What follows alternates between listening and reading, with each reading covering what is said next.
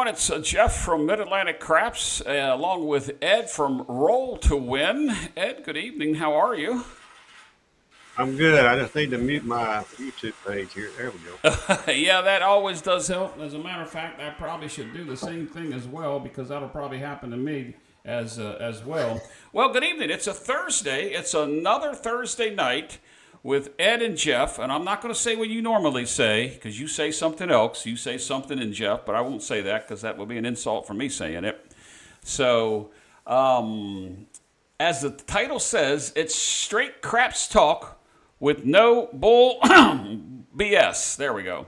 And actually, I think it's okay to say. I just don't know that I want to say it, but yes, I know what we're doing. Let's see. Really and truly, that's all. That's all we're gonna do tonight, anyways. BS. Yeah, well, we are, but you know, we got a lot to talk about. We're not going to be rolling out tonight. We're not going to be using Crapsy. At least the people that I talked to on my channel this past week. You know, your channel's been dark. We'll talk about that in just a little bit. It's not that you've gone anywhere. Ed's still there. He's still working for a living. He's still loving the game of craps. He's still wanting to play. He's still wanting to do the things that he can do. And we'll get to the people in chat here in a minute because we're actually going to talk about one of the things that was said in chat during our talk tonight. It's a Thursday night. It's almost been, a month since we've done one of these. Y'all going to get a good view of my ear tonight when I turn around and look at the chats up there. I just wanted to... Well, that's okay, because you know me, I'm always looking in a different spot. Everything's in a different spot for me. Well, we'll talk about your craps den or your craps studio here in just a second, and we'll let the people know, you know, what's going on with Roll to Win and what's going on in my world. But we do want to talk craps. We want to get to crap strategies. We want to get to talk a little bit about controlling the dice, whether you're a DI or you think that you're, you know, some sharpshooter or you're doing whatever you're doing.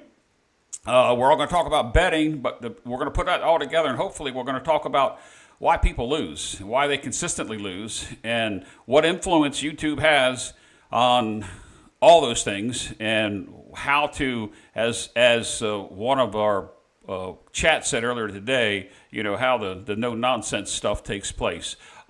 So first of all, let's talk about Ed. Let's talk about, you put a video out after the next to the last tale, or the last Tales from the Tales from the Table. It was with Dosa, and you had a little ending. Then you put out a little video Monday or Tuesday after that, and you got a tremendous response from that little 6.5 minute video. Yeah, it was overwhelming. It was heartwarming. It was. I don't even really have the words to express the way people reached out to me, both as in the comments of that and otherwise. I really don't have the words. My gratitude to those people is I can't even put it together. I mean, it's. I didn't even know that many people watched, you know, and then all of a sudden I was flooded with people emailing me, and the chats were just piling up. And I think it took me 2 days to go in there, you know, when I had time to go in there and just to respond. I responded to everybody but one. Well, no, and we know which one you didn't respond to, and you know, we all have our haters, Ed. And the way I look at it is, I take the haters or the ones that pick out something I did wrong. Like yesterday, I paid myself wrong, and I'm glad somebody pointed it out, because I wound up being $1 down on my Crapsy show when I was doing my betting. I was actually $11 up because I shorted myself $10 on a bet. So instead of being a loser, I was up on the Monopoly money. But is that a good system? it might be a good system. If you was ahead, it might be a good system. I like what Miguel just put up here. He said, "Hey, Crapsters, we got strategy contest brewing here." Oh my goodness! We got a lot of guys. I don't know. I had a lot of people over there on mine. Ian and Rich, Demon Dog.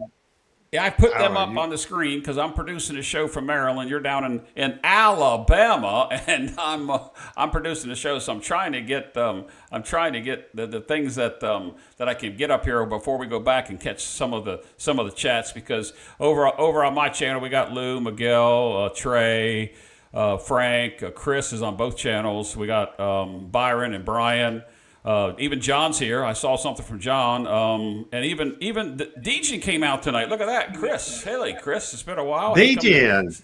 yeah, I he knows enjoyed some meeting Brownwater. DJing up in Yeah, AC. we got Randy and Birdman on both sides. Clay's with us tonight. So I want to say hello to everybody. I don't want anybody thinking. Big supporter of both you and me. Here's Jeremy Bennett. He's a great crap community supporter, and he's a big supporter of my Yes, channel. he And is. Andy, and I'm just trying to get everybody in here so we don't think that we're missing anybody. There's Joe Ramus. He's probably my number one person, and they're talking about what goes on in the comments section, because Miguel put this up here. We'll get back to you in just a second. Let's just say hello to everybody. Comment section has its own conversation, but the host always thinks you're talking directly to them. And then John from ProCraps came in there and said, when you're doing a live stream, these chats go wheezy by, and it's hard to tell if the folks are talking to themselves or about you. And John is right. All right, now back to you, Ed. Yeah. You put the video out. You got this tremendous response, like well over 100 comments, all of them positive, all of them wishing you well and thinking that you were going to go hide in a cave somewhere and never come back out, but that was never your intent. We said that we would do these types of shows. It's just right now, you're not doing anything on your channel with rollouts or doing any betting or anything, but you are in the studio and you are doing things. So why don't you talk about that for just a second? Well, number one, I'm practicing again. Trying to film videos is not practice. And I could tell it in my grip. I could tell it in my launch. I could tell it in my landing. So I could tell it in the whole thing. So I said, I gotta get back to practicing like I really want to practice. I need to practice for a little while. And so, for years I recorded my practices anyway. That's why I ended up doing a YouTube channel. I was like, well, what the hell? I might as well put it out there. So, I recorded 4, maybe 5 different short videos this last weekend. I may or may not put them up, but if I do, it'll be later. It'll be way later. I took my table apart because had beat the landing zone to death down there, and the felt that was underneath my layout was, trying to think of something off color to say, and I can't say what came to mind. So the felt was beat up. It was pulverized under there. And so I went in and put another piece of vinyl, upside down vinyl under it, just to protect it. But I got holes in my layout where I've been pounding, my landing zone in this layout for the last year and a half. And so I got to order a new layout probably between now and the end of the year, get that out, all that stuff. But that was one of the things you picked up at, because on my felt's not even that old, but I could already see it start getting worn. But yours wasn't just worn. Yours looked like it had no rubber on a tire, that the treads were showing, and the belts were hanging out of it. That's how worn that probably maybe 3.5, 4 inch. You can beat one up. It don't. If you're hitting the same small area over and over and over, you're gonna beat one up. That's why when I had this table built, I had 2 stick positions built for it, but my room is a little bit on the smaller side for a 12-foot table, so I keep it pushed up against the wall. Now I can slide this out, and then I could go and shoot to the other end, and probably get another year and a half out of it. And if it was just me and I wasn't ever going to do another video, I probably would do that. But people didn't like me shooting upside down on the table for some reason. Well, let's talk about that for a second too. So we've talked about the video. You got hundreds of comments, mostly positive, and I'm going to put something up here that John just talked about. That just asked a question here. Put that up. It came in on my side. By the way, guys, we're dual streaming. It doesn't matter what channel you watch on. Ed and I could care less whether you're on Mid-Atlantic Craps or you're over on Roll to Win. It doesn't make any difference to us. We're just doing. As long as there's more on mine, I don't care. Yeah, well, there is more on yours. You have 27 and I only have 22. So, Oh, I got you beat. Got you beat. you got me beat. It's a competition. I've been talking to you since those videos and before those videos. Now, you took your studio not only to table apart, you've been working on some angles of cameras as well. Is that right? Yeah, I have. I don't have any tripods on my table anymore. And let's show you how much of a genius I am. Everything's hanging from the ceiling. Now I know you guys all do all that, and y'all got these big bars that run across the end of it, and you've got these fancy connectors and all that. I went down to Hobby Lobby and spent $4 on magnets, and they're sticking to my lay-in ceiling. So I'm a cheap ass. I'm a cheap ass now. I don't mind admitting that. But yeah, they're hanging. So, They're hanging. We got one over there on the landing zone. I got one over here on the box area, and the one that y'all are trying to look at me to is on the end of the table, which is probably gonna give me a crick in my neck because I'm having to look the wrong way. well, But I wasn't set up. I'm not set up. I'd have to get a different little deal or something for these kind of things. Well, the part I want to say is that you said what you said in the videos, and you never really said goodbye. You just said we'll see you in a little while. And so what I want to illustrate is that you're working on your table. You're going to get a new layout, and I think it's you're going to get some type of tie-dye layout from what you told me, right? That's a joke. You never told me that, by the way. But you were supposed to laugh tie-dye at that. that would compete with Heavy's brick wall. That would. I mean, you're right. that We're thing, right. that would be Right. pretty damn cool, but I can't. Dice are too expensive for me to lose them on a table. I mean, and I'd lose them down there.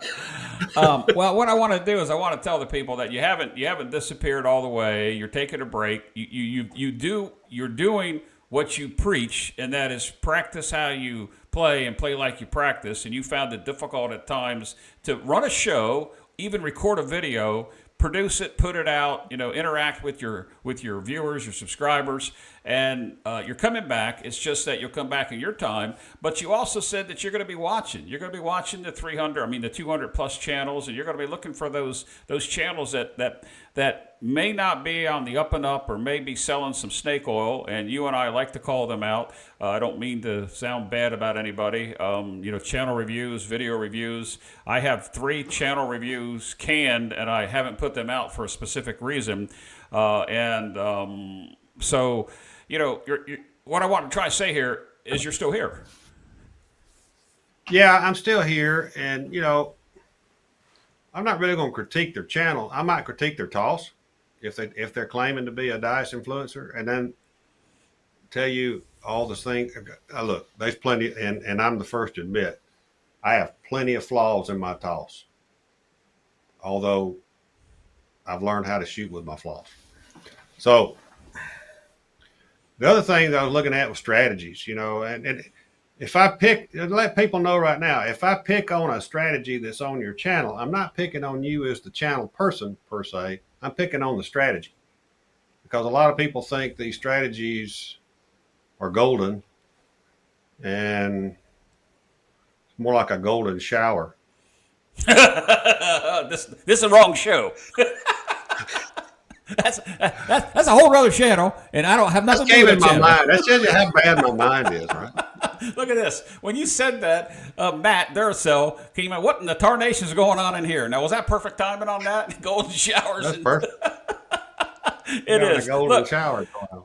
Well, you mentioned something a few minutes ago, and I'm going to put this up here because I think John might still be here because I believe he may still be working.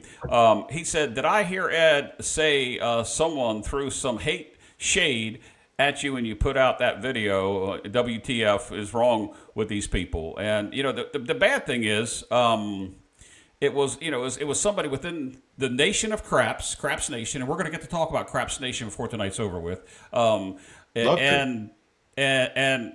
John, to say that you have a hater, yes, we all have haters, and I'll put that back up here again. And John, my granddaughter thinks it's cool. My granddaughter, who's like 10, says that I'm really a cool granddaddy because I have a hater on YouTube.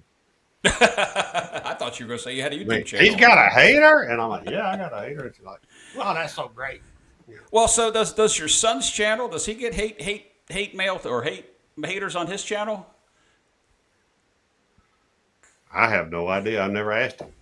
I was curious. Most I've you never know, I asked was just him. wondering. Well, there's a question you can ask him next time because I know there's a I don't couple get a channel. lot. I probably get a bunch now, but I don't get a lot.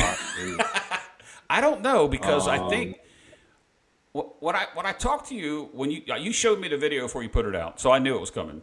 And you were kind of reluctant to put it out there, and you kind of thought that that people were take a look at your monitor that people were going to react totally different than what you got. You thought you were going to get more than one hater. You thought you were going to get a lot of haters, and out of 100 plus comments, you only get one bad. And it wasn't really a bad comment. He could have been sarcastic. He could have been, talking, something, an incident that took place. But either way,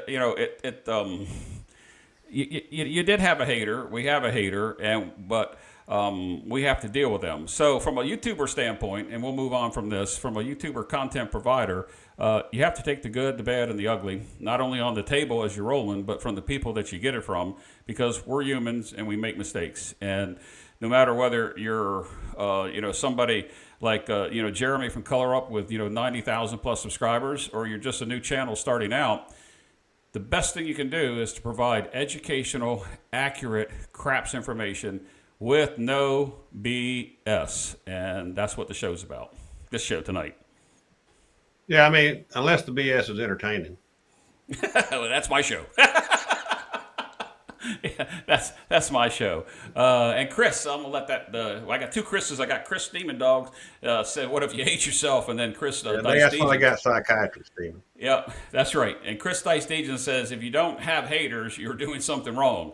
And that's exactly what I said when I was growing up as a parent. If my child and now my grandchildren aren't mad at me, then I'm not doing something right. So you got to be tough.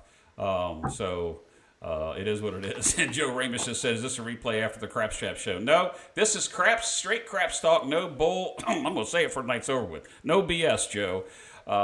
So look, we just told the people that you're not going anywhere. We're doing one of these shows again. We put on our thumbnail. Go ahead. I'd like to do, and I hadn't put it together, but what I'd like to do is between Thanksgiving and Christmas, do like a holiday special in there somewhere. When there's not a real good bowl game on that we don't have to compete with and that kind of thing. And do a live, me and maybe two or three of the guys that I interviewed from Tales from the Table. Put us all out there together and just let us talk, let people ask questions, get this guy named Jeff to produce because he's got the fancy software and everything. Try to do something like that. I'd like to do that. I hadn't, I've only approached one or two people, well, one and myself, so that's two. But, see if we can just do something like that. And I might drop a video or two. I might say, you know what, I'm gonna drop this video. I mean, I made some this weekend. They're not long. I might have to glue them together.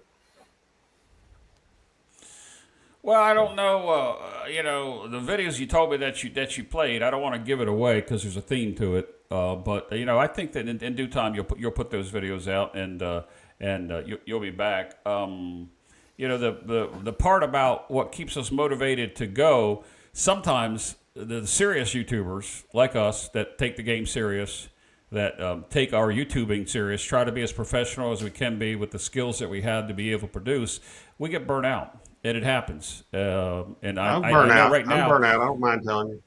I'm looking between both chats here. We've got 11 YouTubers here, and I guarantee you half of them would agree with what I just said. So you take a break, and that's what you have to do from time to time. You have to take a break. But I have a question here from Andy, who you met at your Brownwater Bash. He was the one standing behind you, he and his wife, when you were playing Bubble Craps with Waylon. And he wants to know, Ed, does that mean no Brownwater Bash next year? Now, I know what you said before, so we'll go ahead and take that in the form of a question.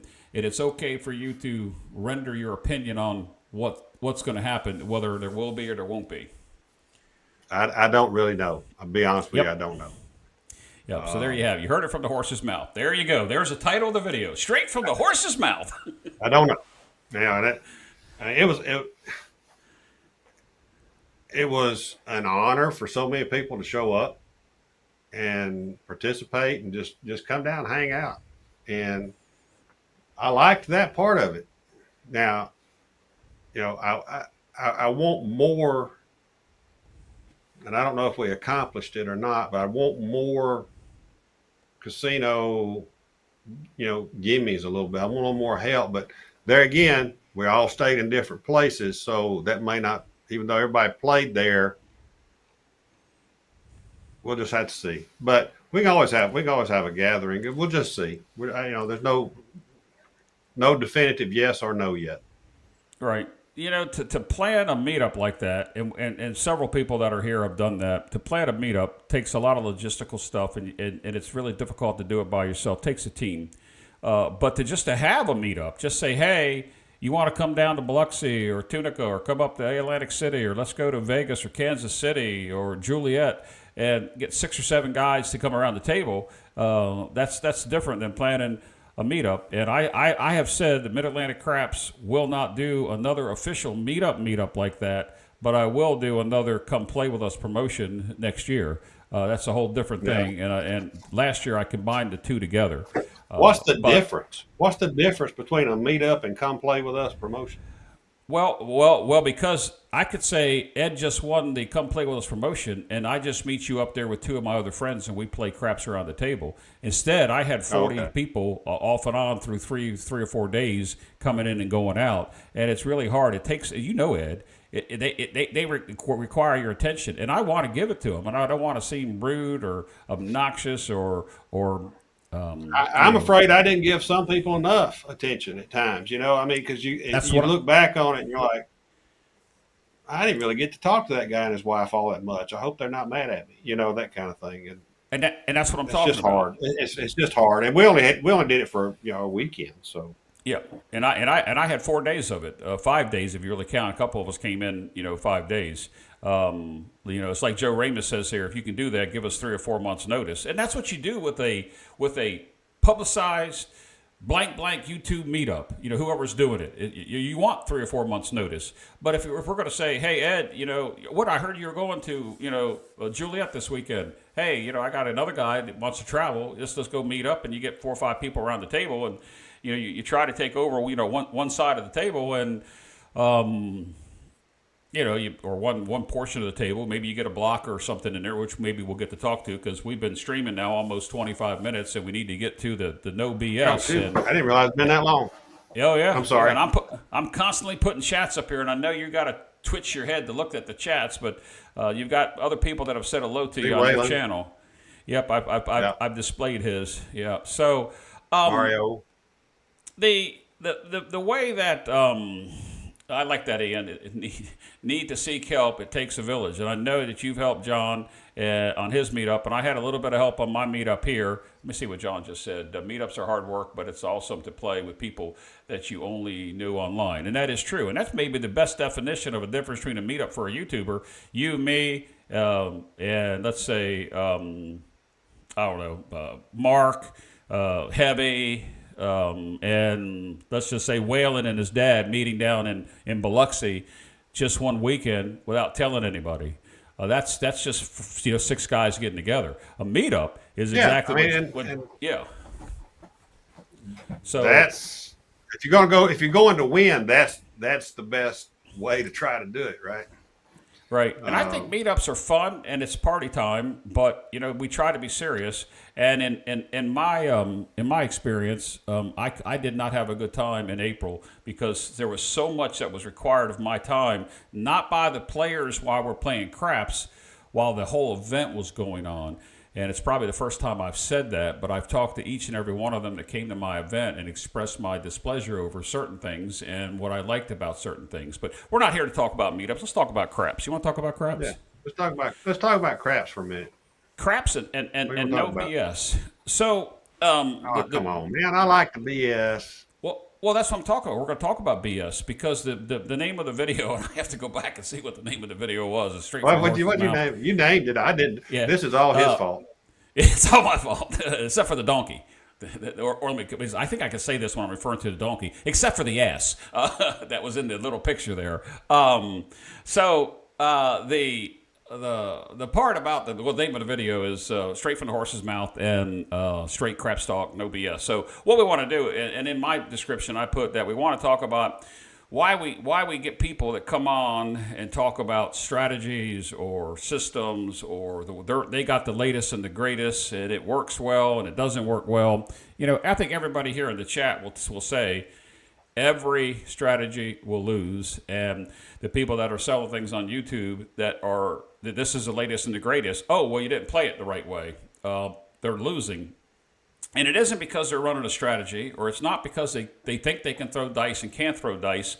I know yesterday it was ironic. I got a text message in our Atlantic City group from Lou Steel Legion, who's in the chat here tonight, and he listed this whole thing from a guy that you have played craps with. His name was Bill Collins. Did I say that right?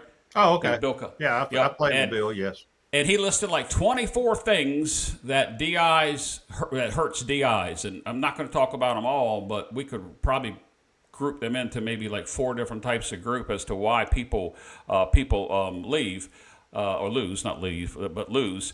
And if you want to start with the betting, or do you want to start with people that are trying to learn to control the dice, but aren't skilled like some people? Because I don't consider myself a DI, never do. I'm not a controlled shooter. I'm just trying to do what I can do the best I can do, and the only way to do that is practice. You have a home rig like me, I can practice. My old studio was only 10 foot long, and it didn't give me the ability to do what I can do here.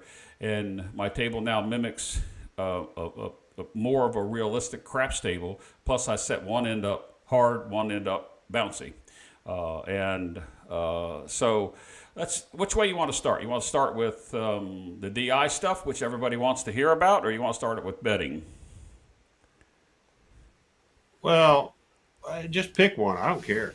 Because it doesn't take me long to come up with some quirky remark on either one. Yeah, but I like it because you tell it like it is. You don't hold things back. By the way, your friend you asked about is on your channel right now. Old Spice. Is Craig out there? Thank you, yes, Craig, for showing up. Craig, I knew I smelled pine trees. Craig, last night when I was talking with Ed before the show, and he said he asked about you, and I said that your son had turned 21 and you flew out to Vegas to play at the stroke of midnight, that you could be able to play craps and drink and so forth and so on. So, but he is here. If I go over here to take a look at that from a standpoint, I'm looking at the DI standpoint. There was one thing here that talked about the betting, and I'm trying to look for it. I'm going to sum this all up in just a couple comments, and this comes from this text that Lou sent out, and it's from Bill Collins, and I'll let you tell a little story about Bill if you want to, like you told me last night. But the betting comes from the standpoint of one, we're going to get into the DI, but just guessing what set works best for your toss for your bets. And into that part, it goes into lacking money management skills, and then analyzing your sessions after they are over to see what lessons you can learn from your play, not taking the time to analyze the table before you start betting, and betting too big for your bankroll, and then betting on everyone. Now, that takes about 8 of those 24 into 1 point. So go ahead and ask me which one you want to hear again, and I'll repeat it. But it's all about bets. You don't bet on everybody. Well, no, and the last two are important. Okay, let's talk about those. For DIs or non-DIs. Read those last 2 again, because they're almost the same answer. I'm going to say not analyzing your session, not taking the time to analyze the table is playing before you bet, betting too big for your buy-in, and then trying to learn.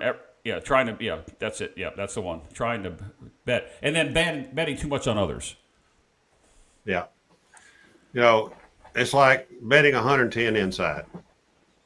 And people say, I need $1,000 bankroll. You're not even getting through 10 shooters on a full table if you're going to do that. If they all PSO. And some of them will, because you've got 110 out there. I mean, it's just going to happen. Uh, it amazes me how many. I don't. Amaze might not be the right word. I think it goes to are you there to win or are you there to lose money? And so many damn people just don't care. I guess because they go out there and lose That's money. entertainment. That's entertainment Well, I playing. mean, if it's entertainment money, hell, you can do it. You can watch Yep. 10 movies for $110. Right. Probably if But you go that's the not night what day. that's Maybe not why not. you Maybe. go. So tell us why you go and what you see when you're playing and you see so many why players you see lose their money. You were starting to talk and I cut you off. I'm sorry. Well, I go to win. I don't go to socialize. I don't go to drink. I mean, I might drink afterwards, or I might have a sip here and there. But um, sometimes we play too long. Sometimes we bet on our bets just don't work. Sometimes fate just doesn't let us win for whatever reason. But I bet you if you did a poll of really qualified craps dealers. In fact, I got this from a craps dealer. Um, Almost everybody at a table at some point they're up and they leave a loser. Like me And yesterday. so Yes. does that make sense? I mean, Oh, yes. so It many does. people are up. They're up at some point and then they leave a loser. So they stay too long, they bet too big, they get too drunk, they bet on everybody, whatever. I mean, and that is pushed by YouTubers in a way because of the style of strategies that they throw out there. And it's all clickbait. I get it. It's all clickbait. And I'm guilty as anybody of making a clickbait The title thumbnail for because this. if you don't have viewers, then you don't do any damn good anyway, right? Well, So this thumbnail was clickbait. It was. yeah, I mean, yeah. yeah. I've No, done a lot of it. Word, a lot of it. well, you talk about All right, you talk so about that. he just says 100%. It's not. It's just sometimes it's not our turn to win, but you Right. keep playing because you think it's going to turn, and it don't turn, and you just get deeper in the hole. So Right. it's not. Yeah, if you can't recognize it's not your night, especially if you're a shooter, and I just put quotes on there and call a qualified shooter, whatever that is. But I'm just going to say qualified shooter. If you're a qualified shooter and you know you're off, why the hell are you staying at the table? Because you're there to shoot. You're not there to bet on every swinging person at the table. And you You're hit on there to something shoot. And if you're off, you should leave the table.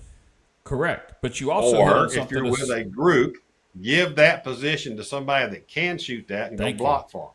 That's 2 points you made. I want to talk about that block and changing, but you also said something before that's one of these points is know when to leave, not because you're up or down, but know when it's time to leave. You said that Yeah.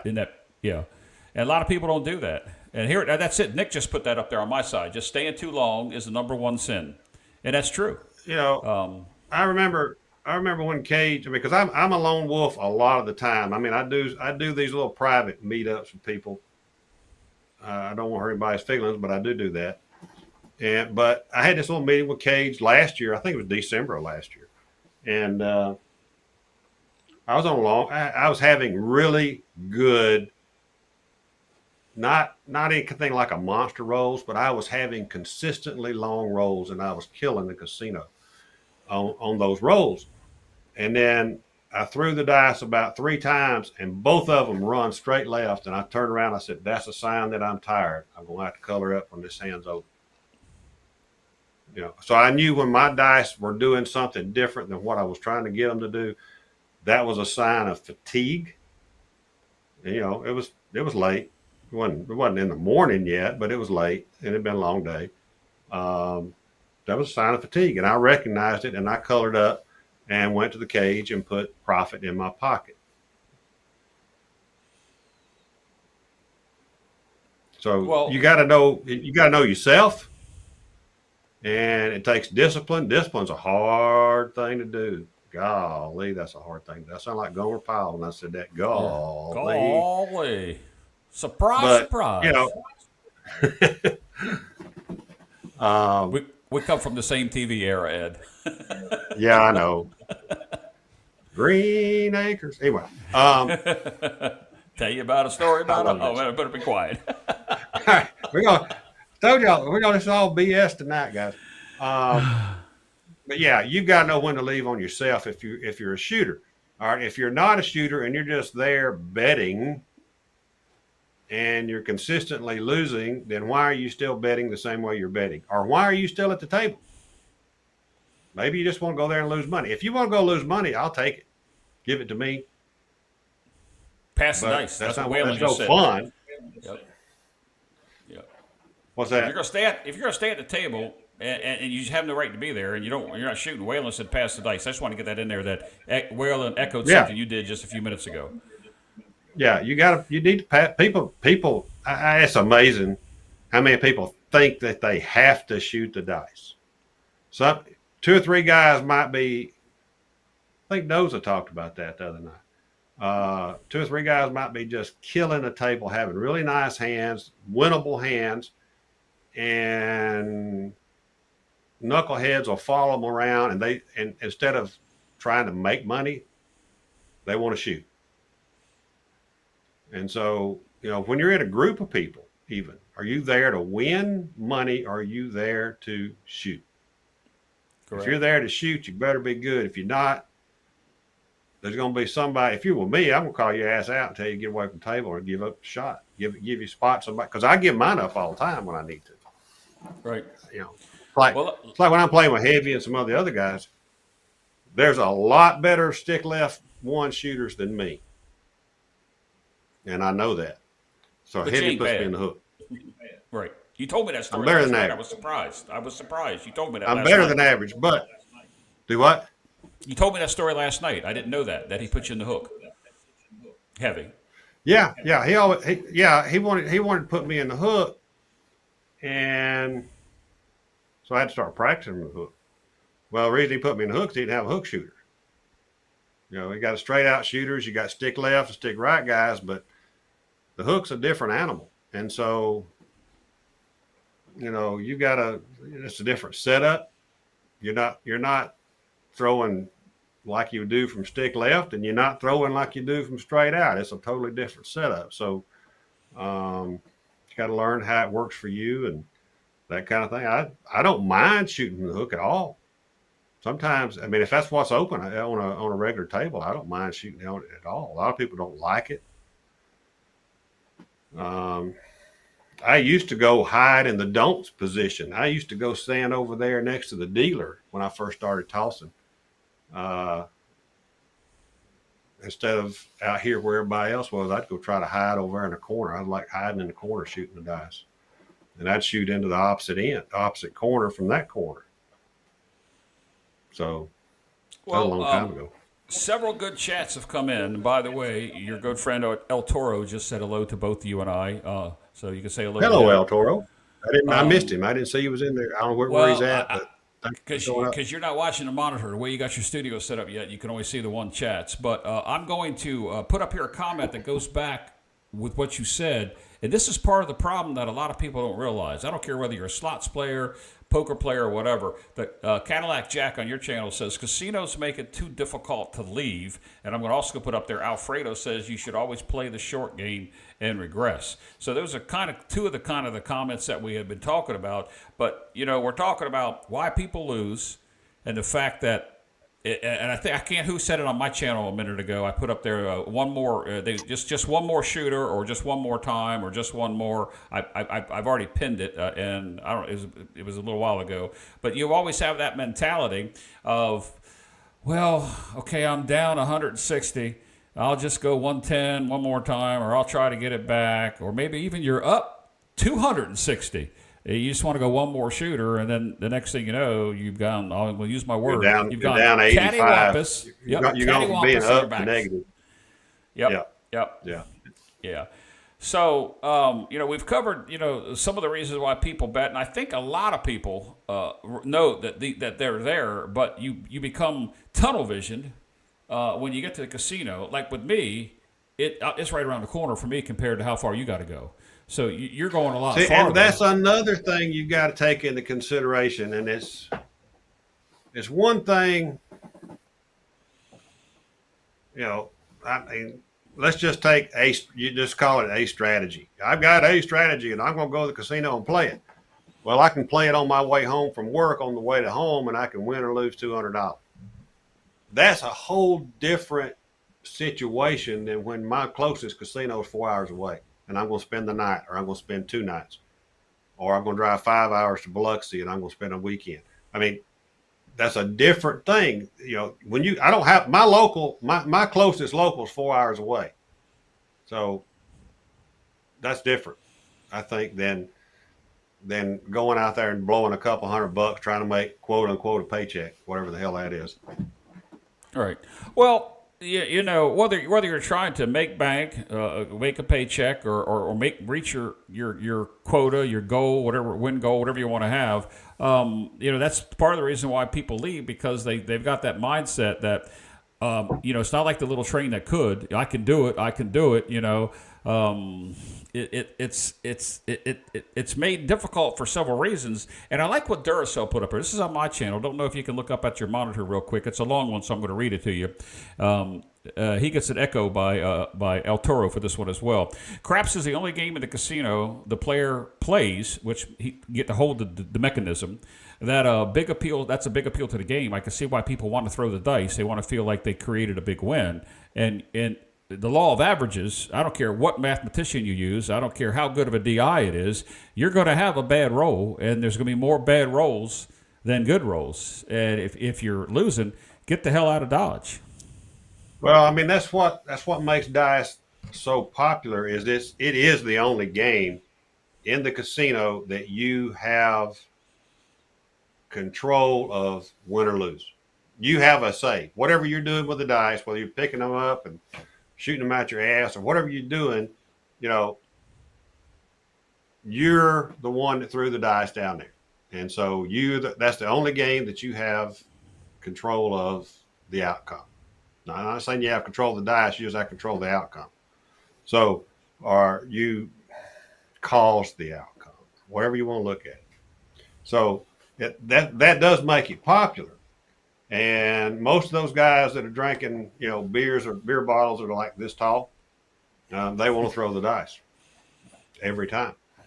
I think one of those things in your, one of those things in your the list you're talking about, you're trying to impress somebody or something like that. That is right? one of them. Yep. I'm switching back over to the list now. I saw this guy. I don't play in Philadelphia, Mississippi very often, but my parents like to go over and play slots and all. I can run over there in about 2.5 hours. I hate the table, so I don't play them. But I go over there, and I was playing crap. So anyway, this guy comes up, and he comes right up here to stick left one, and he's got 3 chicks with him. I'm not demeaning women when I say that. He had 3 chicks with him. They were like this big, and they were chirping. I thought you said chips, not chicks. He had 3 chicks, 3 ladies. He looked like a pimp, and they kind of looked like they were, he was their pimp. So, but he's trying to impress them, and he throws out a wad of money, and he picks up the dice. I swear to God, and he's like a stick left one, and he throws them to the left wall. He threw to the wrong end of the table. I didn't expect you to say that because you had the chicks in the story. Yeah, and he's sitting there going, "Well, I just threw aces," and the dealer's going like, "What the hell are you doing?" So I got to see this guy throw one time, right? I got to see him throw one time to the wrong end of the table. I put $100 on the pass line. He threw them down there, and he hit the wall on the other end after he was corrected by the stick man in which direction to throw the dice. And I think it was a 10. I laid a whole bunch of odds on it, and he then he's like, he's moving around. He's trying to impress these girls he's with, and he throws them down there, and they don't hit the wall. They don't get to the wall. They fall short. But it was a 7. 7 was the call, and he starts raising heck about, well, I didn't hit the wall. I didn't hit the wall. Boxman said call was out. I mean, they wouldn't get him out of there. So, Wow. he didn't stick around long after that. I think the girls figured out he didn't know what he was doing. That's a story for a Dejan story time. Chris Dice Dejan does a show called Story Time. I know he's not had one out lately, but that would have been a hell of a story for story time, I think. It was the damnedest thing I've ever seen. Waylon, by the way, liked your chicks. I could have sworn you said chips, as in checks. Was it a check when you're playing with chips? You cash your money in. I saw something on Discord the other day about that. Is it a check or a chip? Either way, Well, they call Waylon, them checks. In the old days, they called them. right? Yeah, pipping up. Pipping up hose, and then even SJ got a kick out of that one. He got the old smiley face, and so did Phil. So they like that story. I had never heard you tell that story. I mean, I've never seen somebody just intentionally. But honest to God, now nobody take this wrong, but it's like watching YouTube when they're like chucking the dice to the 3 feet away. That's what it looked like. I think he thought he was a YouTuber at a live craps game. Wow. Showing us a strategy. I'm not knocking everybody. I'm trying to be funny, but yeah, that was funny. There's a difference in throwing a dice 9 feet down, 12 feet down, whatever you want to call it, than 4 feet. I don't like systems that are rolled out on 3 or 4 feet away from the wall. It just doesn't work for me. It doesn't work for me. I know they're trying to make it random, and it is random. I get it. I just don't like it. Nope. That's just my personal opinion. Yeah, no, I agree. So let's move on just a little bit. I'm going to put something up here from your friend Cage and also from Alfredo here in just 1 second. We've got 40-some people on your channel and 37 or 38 on my channel currently watching, and I'm sure people going back and forth, so those numbers might not be true. But we got a good audience. This is one that Cage put up. Your good friend Cage put up a couple shows ago, but it's worth repeating. And take a look at it. Its one problem is I can't even say this without start laughing again. The grave digger. The grave digger across out of the gate, and the shallow grave bedding inside out of the gate, and then regressing when you don't reach regression equal busted. He's perfectly correct. He's 100% right. We said we were going to do something with that slogan, and I totally forgot about it till he just put it back up there. But Cage makes sense, and he's right. And Alfredo puts it in just a little bit more common sense. Alfredo says no strategy is guaranteed, and more you risk, the more and faster you can lose. Don't be afraid to allow your roll to pay for itself. A good roll will be there. But the problem is if that roll doesn't come and you repeat that. So, and we go back we'll get to the DI here in a second, but if you're confident on yourself and that roll turns into something good, that's not only great for you, it's great for the whole table. Yeah, as long as you don't have somebody trying to make a field bet right when you dice leave your hand, that kind of shit. Yep. No, you're right. And I'm trying to keep up on the chat. Once again, for those of you that have just joined us, this is the straight crap talk, no bull. I get a kick out of Cage because he calls it the grave digger, and then what do you call it, the shallow grave? Shallow where you're grave. betting inside. There. I mean, look, there it is. Yeah.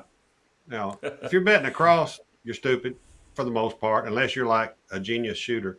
And the shallow grave. But if you're doing it on random people, my God, people, you're going to lose money.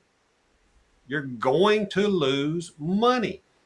And you're going to lose a lot of money fast sometimes. You're going to get wiped out. The word is felted.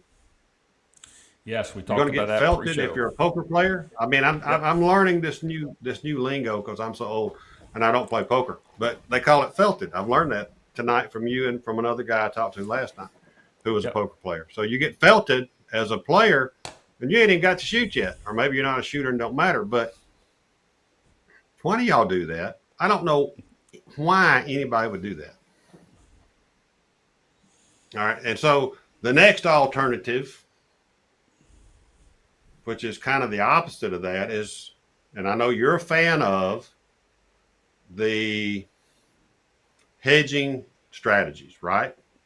Not that And I'm a they make some fan, sense. but I do it. Hedging makes some. I'll give it 1 star. Some sense, but you know, my my my thought on hedging is you're betting not to win, right? So if you're betting not to win, why are you even betting? Right? That's kind of the way I look at it. But that doesn't mean go out and bet 110, 640, or whatever you want to bet across all the numbers. I've seen banker dudes sit there, and I don't know how he gets there from where he does. I mean, I've watched him do it, and then I get to busy betting, and I look up. I've seen him start with a $30 six and a $1 hard six, or a $5 hard six on a $25 table. And somebody's pounding the tens, and I've got $1,000 on the 10, and he's got $1,000 on 10. And I started out with something totally different than a $30 bet. Now, how in the hell he got there, I don't know. He's a great bettor. You know, and he's not going to give. I mean, you've got to play with him, and you still don't get it. All of a sudden, you turn around, and he's covered his 35. He's won $35 on that first one, or he's parlayed that hard six, and it hit, and then all of a sudden he's up and out, and he's gone. I mean, and it's how he's doing it on casino money. And next thing I know, he's got the same bets I have, and he didn't have near the exposure I had. He's a really smart guy. Yep. I'm going to back up 1 second. This is something you said earlier, and right now, Cage, Whalen, and El Toro are having a conversation on your side in the chat. But El Toro has a great thing. If this happens is a dangerous word, because you're always waiting for that if long roll, and we know that if doesn't happen. It's. And they're both. I mean, I hope they're not arguing, because I have a lot of respect for both of them. They probably say the same thing. They're not arguing. They're talking back and forth because of Cage's comment, and then I think I took out of context what Alfredo said, because I don't think he meant it in any specific way. But Cage was calling that gravedigger thing. He was responding. So you have to go back and chat after the show's over with and go and see it. We do have a question from Shooter Craps on your channel. We'll get to in a second, guys. We haven't even got to the question and answer part, but I do want to put something up here from John from Pro Craps, since he's out there every day, 5 days a week, doing his shows, and he has a good point here. If you don't bet the gravedigger, though, you're better be able to snipe, or you'll just be donating to the house. And that's the great debate between the spray and the prayers and the target shooters. And he follows it up with, boring as it is, the line and the come bets are the profit on your sniping abilities, and keep the volatility under control. Just food for thought. And yes, that's the reason why we're here, having... I haven't had dinner yet, John, so you had to mention the word food. Food for thought. And Jeff likes to eat too. But when we're talking betting, because we haven't got to the DI portion yet, we may never get there. And we may not in this show. But the whole side of the betting portion is we have YouTubers that promote the greatest and latest, even if it's a short, 60-second short, or a 20-minute video, or whatever. And we know that it's BS. And then you have some YouTubers that take that YouTuber's video and critique it, change it, modify it, maybe show it works, maybe show it doesn't work.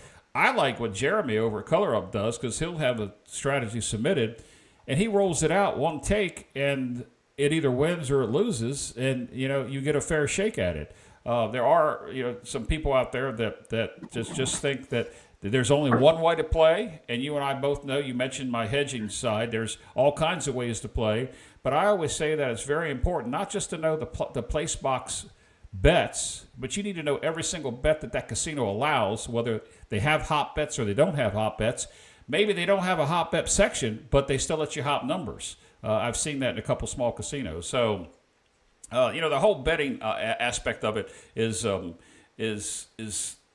from losing. If you guys just got here, 70-some people watching combined two channels. If you just got here, we backed up, and I named about 8 things that Ed just replied to about why people lose. And I'm going to say hello to God Complex on my channel. That guy right there, God Complex, is He's a certified. he's an expert. He's a dealer. Yeah, he's not a dealer. He was a dealer, but he's a pit boss, Okay, and he sees it and he knows it, and he's the one that will tell you the table atmosphere has a lot to do with the game, regardless of what people say. You know, you can bring your lucky charm, you can be the best shooter, but he'll tell you that table atmosphere, it means a lot. You have a Debbie Downer, a negative Nancy. I guess I shouldn't use all female names. A Jerkin Johnny. I don't know, whatever it is. Oh, no offense there. I should have said that one. A Jerkin Jimmy. I'll say it that way. I'm in trouble now. It's Jerkin Jimmy. I don't want to pick on women or whatever. I almost said another female name that began with J, and I didn't want to say that. But I'm gonna put Arnell up here saying hello to you and me, and then God Complex, who is the pit boss, just said that's 100% right. So there's a lot of things that affect bets. And for those of you just joining us, I encourage you to go back maybe 20 minutes. Ed answered a good portion of questions about bets. I'm as guilty of being stupid as anybody. Stupid is as stupid does. I played, I played for 30 plus years. I'm guilty of being stupid, and I've done a lot of stupid things at the table. And outside the table, but I ain't going into those. Here's a good one for you real quick since you mentioned hedge. This is your friend Cage. To hedge is to pledge with no edge. I like that. Yeah, that's what I said. You're betting not to win. Or to break even. The hedge is to pledge. What did it say? Put it up there again. Write that down for me and email it to me, somebody. To hedge is to pledge with no edge, and he's got no edge capitalized, emphasized with a you're better off. It depends on what you're trying to do, right? I mean, you can go on to Casino Quest and you can watch every video they got, and they can all be absolutely freaking awesome until you go to the casino and you're going to lose your ass. That's going to happen. You know why? I know, because I went, damn, that's a good looking roulette strategy. I'm going to memorize that, and I'm going to go play it at a roulette table. 8 double zeros later, I was broke. 8 double zeros. I don't know how many it was. It was a lot.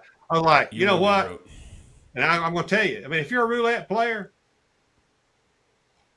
and if you don't believe in streaks and runs, and if you don't think that there are ways in which a roulette dealer can hit quadrants by their release and the timing of their release, then you don't believe in DI either, right? Because I believe those dealers can hit quadrants on that. And if you look at those numbers on that board, a good repetitive dealer will show you what they can do on that roulette wheel. And that's a totally different animal than what we're doing, but it's still the same kind of thing. We're talking about influence. We're not talking about control. We're talking about influence. And I've seen it. I've seen it in both places.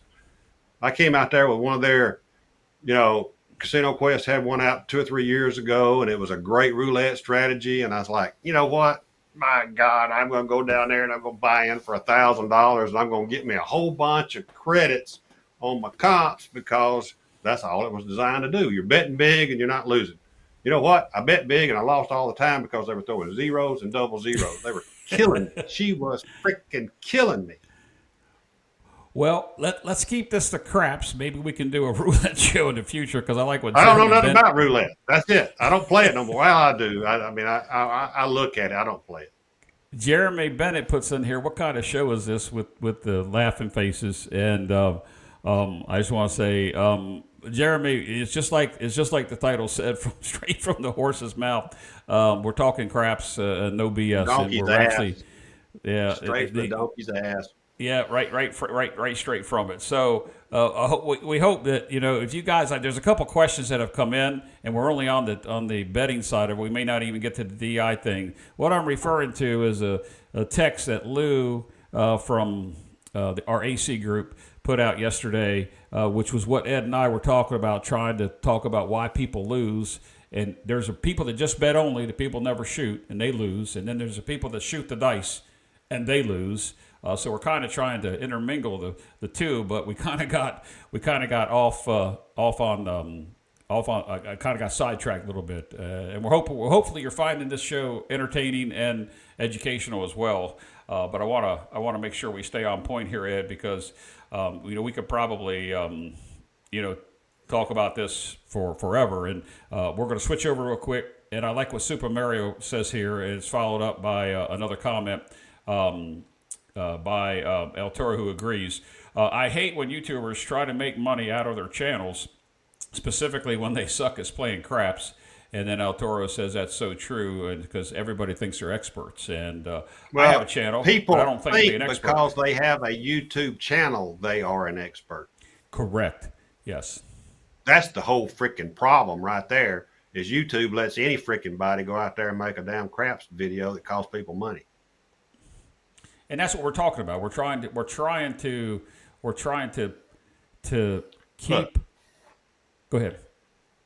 You're going to lose money at some point in this game. I mean, everybody loses. Everybody PSOs. I PSO more than I should, but I still do. I called it on your video on the last time we threw the dice together on your channel. So I'm fixing a PSO through a 7. I mean, it just happens. All right. Everybody's going to do it. It's going to happen. Now you've got to decide mentally if that's the time you need to leave, or is there a way for you to correct what you just did?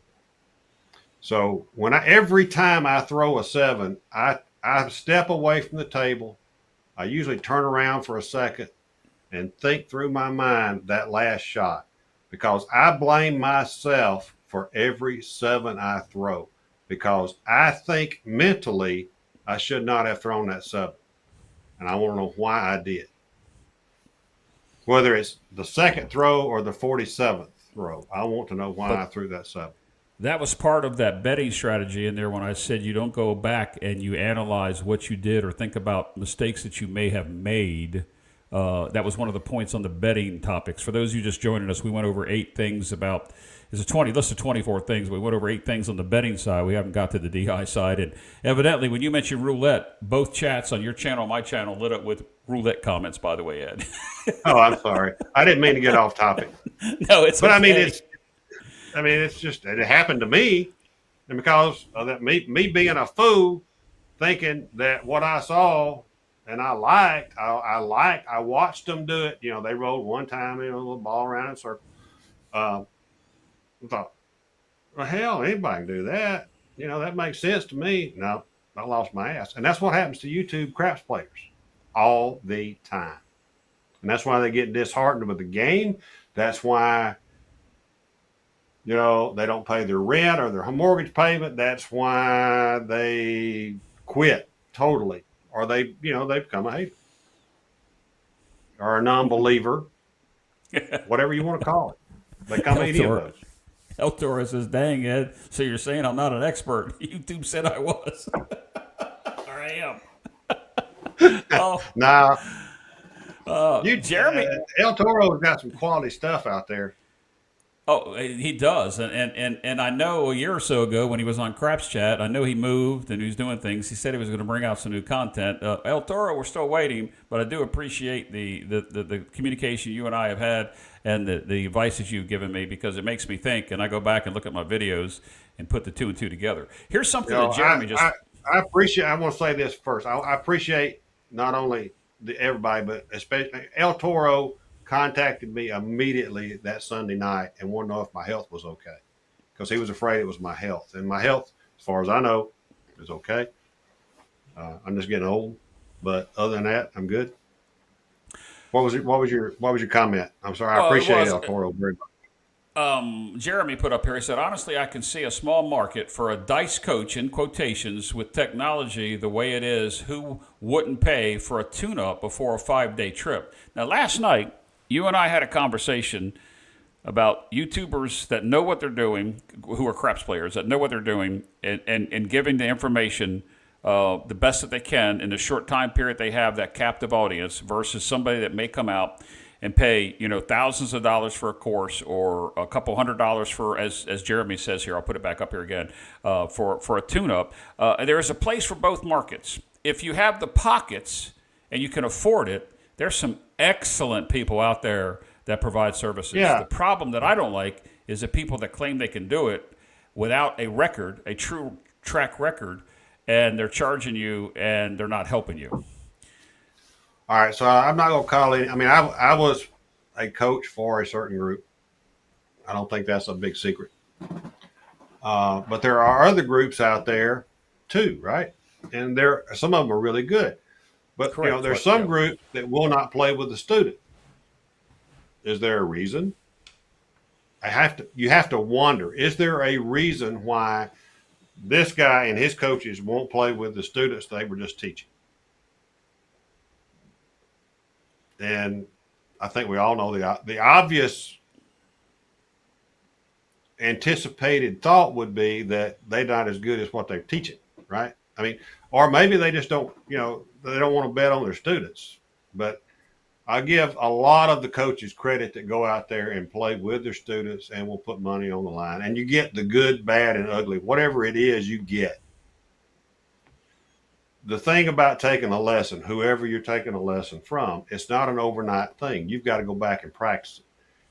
You can't take a class all day on Saturday and then go play with a bunch of drunks on the table on Saturday night and expect to be any good. You might get lucky, but more often than not, if you're truly lucky, you just break even and can call it a night. You can't. You got to go home and practice it. And so, and then a lot of people will take this guy's class, and then they'll go take some other time. They'll go take this guy's class, and they'll go take another guy's class, and they'll end up taking 4 different classes over 2 years or a year, whatever they can afford. And they just like taking classes, and they never learn anything because they're too busy trying to combine this with that and trying to figure out if they can marry, a pendulum with, a Uri and this and that and all that kind of stuff. They're trying to figure all this stuff out. They can't get there, and they're coaches that give you quick fixes. They're coaches that give you long-term playing ability if you practice it. So, I mean, it's across the gamut, and you can pay whatever you want to pay for those classes. Well, Adam brings up a point here. He's over on your channel, a tune-up. LOL, come on. Better have a few weeks of practice after that tune-up. I think Jeremy's point was, who wouldn't like to have a dice coach that you could go and get a tune-up? I gave lessons. I gave you one. I gave away for a year. Last year, this year. Was it this year? Yeah, it was this year. I was doing toss technique analysis and coaching over the internet. And I think I had like 6 or 7 people even, try it. And it's not easy. It's not easy. Now, you were online when we went with Chris from Sideshow Gamble.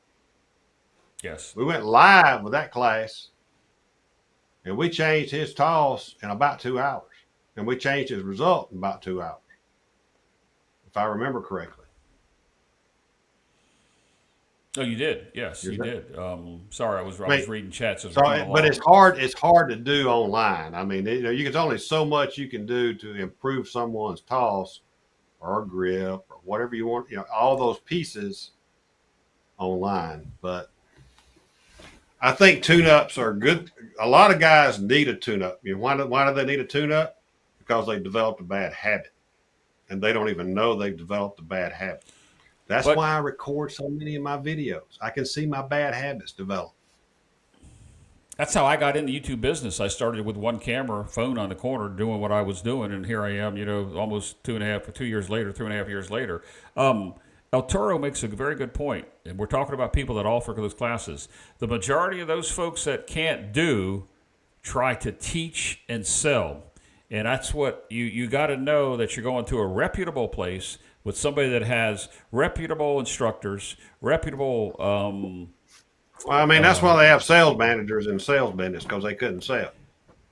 Correct. That's exactly right. But you don't want to go to somebody that just puts fly by night. Come look at come pay me $100 an hour. Or I'll teach you on YouTube or watch you on YouTube. I mean, there are people that are qualified to do that, but there's a lot of people out there that think that they can offer a fee or a price for something, and that person's going to take them at their word when they should check their credentials. A fool is born every day. There you go. A fool is born every day. Yep.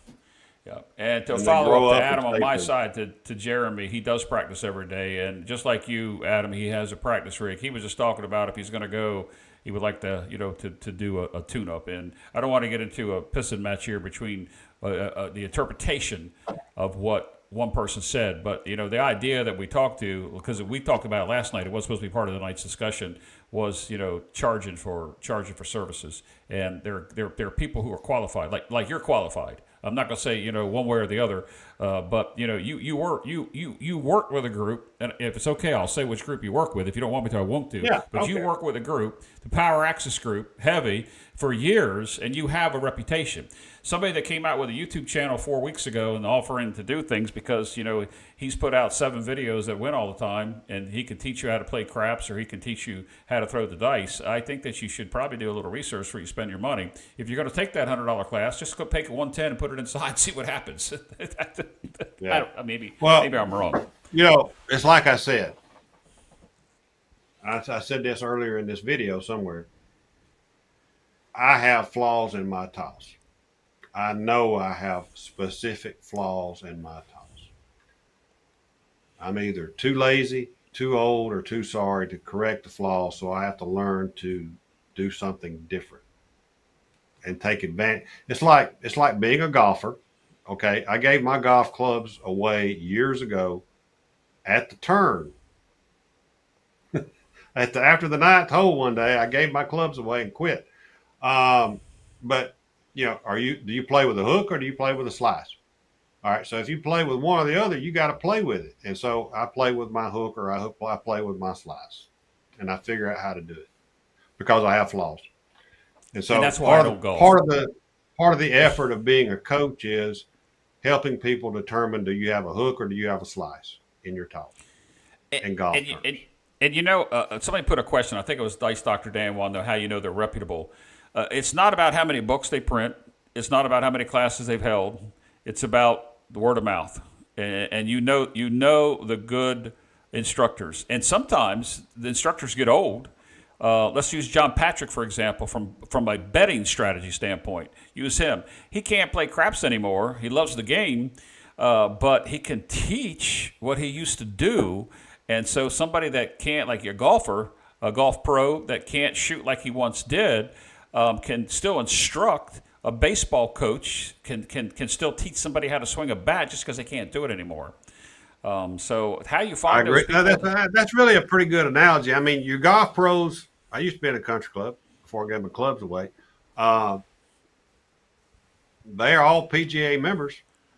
They've all played golf. They're all certified as a PGA professional, and whatever that takes, and they know what to do. So the difference between the guy in the top 100 the top 100 and the 1,000th guy used to be like 1.5 strokes, something like that. It was some ridiculously small number between the top 100 and the top 1,000. I have no idea what it's now because I don't keep up with golf anymore. But so that's the difference between being an average roller of 6, let's say 6.5 on your SSR, or right. 6, and let's bump it up. Let's go from 6 to 8.5 on your average SRR. Whatever that number is, if you've got a little higher number than 6, then you've got a small advantage. And can you take advantage of that? And maybe sometimes a coach can help you do that. Maybe you just need to learn how to bet. Maybe you need different dice. Take a look at your screen. This is a long one. I'm going to read it to you because I don't know how long it's going to stay up there, about 20 seconds. This is from God Complex, the actual pit boss. A real coach will teach you more than the throw, the overall game knowledge of the betting strategy, as far as comebacks and place bets, for example, pressing bets and aggressing over general presses. So they're just not, I agree with him that a good coach can do it all. You can do it all. And follow that up with what Duracell just said on my channel. I think Heavy has been around an ambassador of craps for the game for 20 plus years, probably longer than that, giving away so much information for free all the time. And we can even go to GTC, the Golden Touch guys. I mean, look at the Dominator. I mean, he's known for what he can do. And that's how I think you find, to answer Dice Dr. Dan's question, you find reputable people by word of mouth. Yeah, your word of mouth. Sometimes you got to pay for that lesson as well. And not every dice camp, if you're out there looking for a dice quote unquote camp to be in, not every camp is that much different per se, but some of the techniques are different. Pendulum versus no pendulum, right? You changed my game shooting from the deck. That I don't know why anybody would use. Personally, I don't know why anybody would use a pendulum toss, but there's still a lot of people out there, and obviously, there's a camp out there that teaches the pendulum toss. Right. Even Howard will use a pendulum toss on occasion, or what he calls a partial pendulum. I've had the good fortune of playing with a lot of good people. A lot of the coaches, I've played with them, I've bet with them. They're all different, but at the end of the day, they're kind of all the same. They're trying to get you. They're trying to get you to a positive bankroll position. Well, I mean, that's the goal. Let me put two things out here. I'm gonna correct myself. Super Mario says, "But who has seen Dominator at the tables?" I have. I've seen him in the casino, not on the table, but with his group. I'm not pushing his product because I think there's enough free stuff out here, and you can make friends on YouTube with people like Ed. And I played on the table with a Dominator before, but he didn't know I was there. But yeah, he didn't know me from Adam, but I knew exactly who he was. And I've had a couple dozen people say that same thing. So I've seen him at the casino after a class, but he's not playing. He's there with his instructors, and I've never taken a GTC class, and I don't know that I could that I will or I wouldn't. But I'm just saying there are people out there charging. El Toro says on your channel that funny enough, Ed, it usually starts with the grip, and we're going to go back to we talk about teaching and where you go, from a standpoint of somebody teaching somebody how to throw the dice. I think you're qualified. I think El Toro's qualified. Just watching his videos, I think he's qualified. And El Toro and I have totally different tossing technique. As best he throws an inline toss. I cannot emulate that toss at all. If I had a long run, it would be 100% luck on an inline toss for me. Yep. So now we've kind of moved out of the betting into the DI stuff. I'm making sure that I don't miss any questions. I do have something here, Ed. We have a new name for the show. It's on my channel, so you might want to look up at your monitor. I'm looking. Okay, I'm waiting for that one to fall down. What the Birdman says about taking it. There it goes. All right, this is from our good friend Brian over at Y Crap Shooters. He says, "Hey Jed and F, roll to Mac Craps." Crappa. He's got an A on there. Well, roll to Mac Crappa. Yeah, I know what he is, but he's got my initial. In front of you is Jed, and he's got your initial is F, and it's called Roll to Mac Crappa. Craps or whatever you want to say it. That's just we'll move on. Where's Mutt? I'm the Mutt in the Mutt and Jeff Show. I haven't said anything. I gave you an opportunity when you first start going. No, I just now bringing it up. Okay. I'm the Mutt and Jeff. Yep. All right. I'm not sure if El Toro is going to follow up a comment to this, but he said my whole take on teaching. I don't know if he's typing or maybe there was something that you said that he was responding to. So I think in the essence of time of the show, because this is craps talk with no, I'm going to say it before it's over with no BS. No bullshit. And you could say it. There you go. And right straight from the horse's mouth. A lot of people want to know when we say it's right from the horse's mouth, is because you say what's on your mind, and you're pretty blunt about things. Look, there's a lot of great guys out there. There's a lot of great guys. They've got a niche. Brian, right there, he's got a niche that nobody's going to ever be able to touch. Jeremy's got a niche, whatever his niche is. Nobody's going to touch Jeremy. No. But and there's a lot of good guys out, quality people, but their strategies suck. And that's one of the things I said in that last video that I did on that Monday night was I do not want to be associated with a group of people that teach people how to lose money or make them think there's a magical tour out there that they can jump on and ride around underwater in the yellow submarine and come out and put the periscope up. And all of a sudden, they had a 40-roll hand. That ain't going to happen. It's not going to happen. See, that's what I like about you. How you just emphasized, and you were serious with what you just said, and that's the attitude that I see so many times in you, because you'll see something or you'll say something that somebody else has either done or said, or I've been with you playing and you've watched somebody at the opposite end of the table either do something and then you've overheard something. You turn to me and you would, I'm not going to say the words you said, but you would say something along the lines. Now there's your standard idiot at the craps table, but you're forward with it. But here's a follow up to Brian. I'm put out there. He says, "You two guys crack me up." Brian, Ed doesn't call this. We should go on Patreon and just charge for the comedy hour. We could, but we're here trying to provide some good information. Brian, what I like to call it is entertainment and educational. So I call it the educational. That's the word I called it a couple weeks ago. Entertainment, educational. That's not a real word, guys. Just don't quote me on that. Yeah. Don't ask me to spell it. I knew you were going to ask me this. I can't spell it 3 times. I see a lot of people over on your channel. They're talking about. I see it zooming out of the corner of my eye. That's why I keep looking. I mean, people are going. I mean, there's a good conversation going on. I hope I get to go back and read it. Well, I hope you do too. But let's move on to this because we didn't expect. We expected to talk about betting. We started to talk about your channel for maybe 20 minutes, and then the betting for 20 or 30 minutes. And hell, we've been at it almost an hour and a half already, Ed. And we need to get on because and there's still 60, 70 people between the two channels. But I think some people are dual streaming. But where we started tonight talking about losing, because we had talked about this for our next setup, kind of fits in with what I'll say it again, what Lou sent out in the AC text group, the 24 items. We talked about the betting side of it, but one of the things we did talk about in the beginning, when it comes to doubtful whether dice influencing even works, if you're trying to, you shouldn't even be trying it. But the other thing that when you intertwine betting and dice setting, you throw in this word called greed, and you get greedy, and you're driven by the greed of what you see on YouTube. And I can do it. It's like that little train that couldn't. He can do it. He can do it. So when we move into the dice setting, aspect of what people need to believe. I guess that's what I'm trying to say. The psyche of your mind. If you don't believe in it, you can set the dice. We all see people set the dice. They pick them up, blow in them, and just chunk them, whatever they're doing. I forgot who it was that told me that.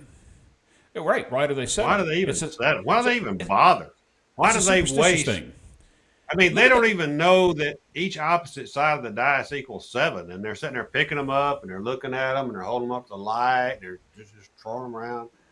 They don't even know that the equal sides opposite sides of the dice equal 7. How about the people that spool them? That just keep talking until they see a combination come up. Those guys crank me up. But you know what? I'll bet a 12 on every one of those guys if I'm on crapless. Oh, I want to get back to. I'm trying to. I don't know. You made me lose my spot. What I was best strategy in the world on a crapless table while you're waiting on the dice. Sure, it's the only strategy that works or doesn't work is betting a $35 12. It either works or it doesn't work on everybody at the table while you're waiting on the dice on a crapless table. Bet the 12, $35, pay your vig on the win in Mississippi and sit there and do nothing else. And while you're doing it, if it doesn't work, they throw 14 deuces and never threw a 12, but you still, one of these days they're going 12's going to hit. That's kind of how I pass time at a crapless. Is I'll do a $35 12.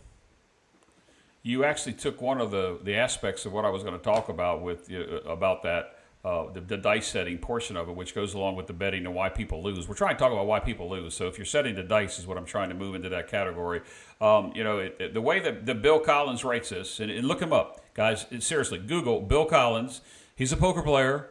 And Ed's played with him before, and I don't know if you want to talk about that at all, Ed, or not, but you've played with him before. But he says here, if you want to try, or you are trying, or are already trying, dice setting, influencing, you're probably not going to be successful if, and there are these 24 things. And in those, you have to understand what you said. They pick it up and don't understand the opposite side of the dice equals 7. And they said they don't know what they're doing. But when you put in the training, or I'm going to say the attempt to do this with a positive mind, and you're not going to influence the dice, but you're doing what you can do to perfect your delivery of the dice, because I'm a firm believer that once they hit the table, and if they hit that diamond, that alligatoring, the back wall, whatever you want to call it, they can become much more randomized than they ever would be.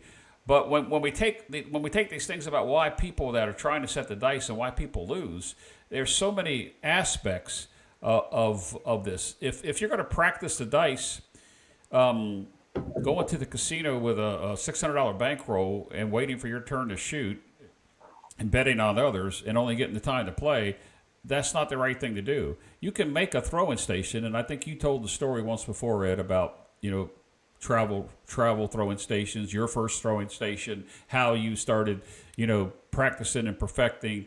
So I want to talk a little bit about dice setting, not necessarily combinations of dice and when to know when to shoot, because one of the questions on your channel that was quite some time ago, I have to go back and find it now, was what method or what do you use to shoot? So I go back and look at some chats. Talk a little bit about what you've seen or experienced, not from a student standpoint, but what you see, and the reason why you don't bet on some people, forget the random, some people that set the dice. What do you look for? What is it that you do the Ed style? Golly, man, that's so subjective too. Yeah, it was. Man, it's a very subjective question, I guess. I mean, why do I bet on some people and not bet on others if I don't know them? I mean, what's her bra size? Number one. Is she leaning over the table a lot when she picks up the dice? Those things influence my betting. I'm not kidding. How long are her fingernails, for example? I'm picking on females here.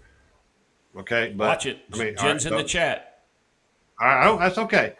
A woman with really long, beautiful fingernails, you can admire those fingernails, but is she able to pick up the dice, launch them in a controlled fashion to the same spot over and over and over?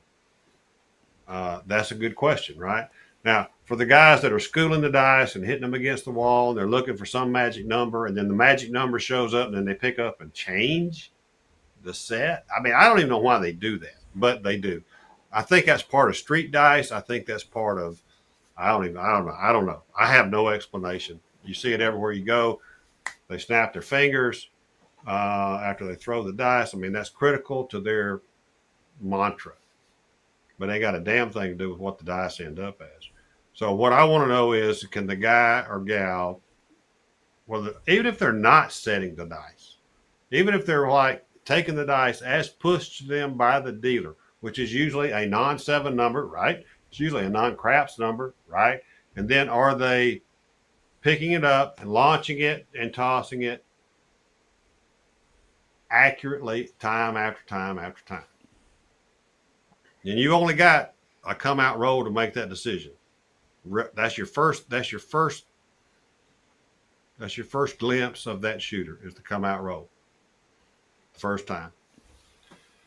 So then you got to decide, okay, I got a don't pass down there, and I kind of like the way they threw the dice, or they've got an ugly looking toss, I'm going to go ahead and lay odds on that 9, and I'm going to put a DC out there. I mean, you've got to figure that out as you go, and you got to make a decision. Sometimes you're going to be right. Guess what? Sometimes you're going to be wrong. Sometimes they're going to knock off every DC you got and then 7 out. It's going to happen. It's going to freaking happen.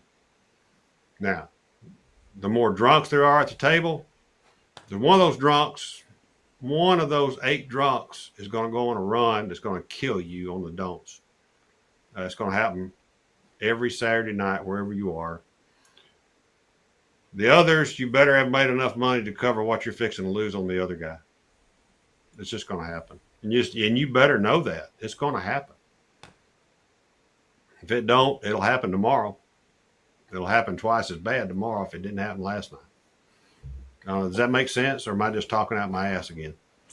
Okay. No, I'm kidding. No, it made sense. It did make sense. There's a question from Dan, Dice Doctor Dan, who says he's asking you because he addressed you as Mutt. I believe Mutt. he says, "Okay, Mutt, I believe you might be an engineer. Doesn't the arch of the toss or the landing spot or the force of the throw change from toss to toss? And if so, doesn't that change the result each time?" Talk about subjective. In a perfect world, it never changes. In an imperfect world in which we live, there's always imperfections in everybody and everything we do. I mean, even if we're sitting on the front pew of the church, we don't sit the same every Sunday.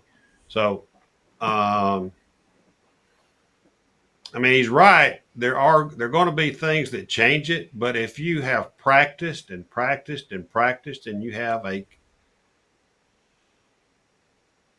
process of your practice with an expected result, and you start getting your expected result. That's what I talk about a lot, expected result. Am I getting the results I expect? Then I can go with that.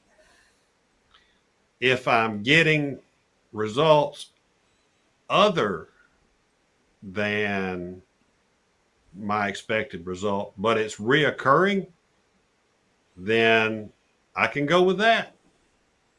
It's when it's all over the place. It's like you throw a 5, a 10, an 8, a 4, a 6, a 9, a 12. I mean, you're hitting all these damn numbers, and none of them are repeating. You know, I sat there the other night during your show, and I'm practicing my toss. I'm working on my toss, and I'm listening to you, and I'm turning the volume down, turning the volume up. You know, I'm playing different things. Usually as a distractionary thing while I'm trying to focus on my toss, like as if I were in a casino, because there's plenty of distractions in a casino. I had a 40-roll hand. I never hit the ATS. I kept thinking mentally, I want to hit every number. I want to hit every number. I want to hit every number. Now, I didn't do an ATS. I hit every number, but I didn't hit an ATS because there were a couple of come out 7s in there, but it was a 40 roller. But you know what? There were 14 8s in the hand.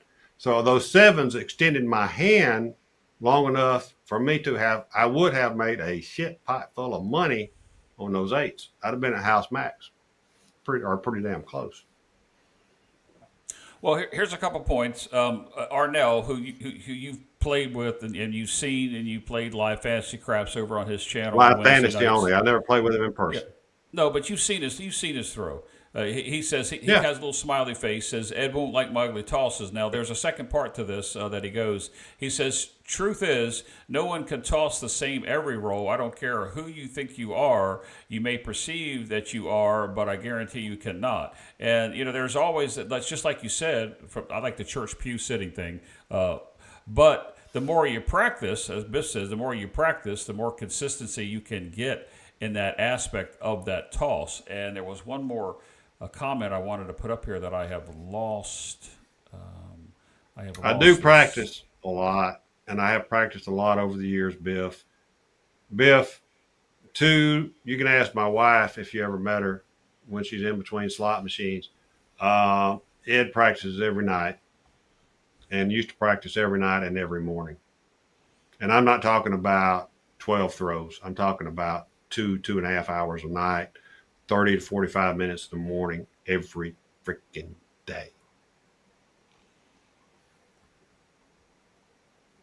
Yep. I know Waylon likes that. Waylon likes that because he can ladder up. I can't ladder up because I ain't got his bankroll. Well, and that's one of the things that we were talking about early on. I don't think we talked about in betting was, you're betting, you're not betting to your bankroll. That was one of the points we made early on. I do appreciate this God Complex for both channels. Everyone hit the thumbs up. That's free stuff right here.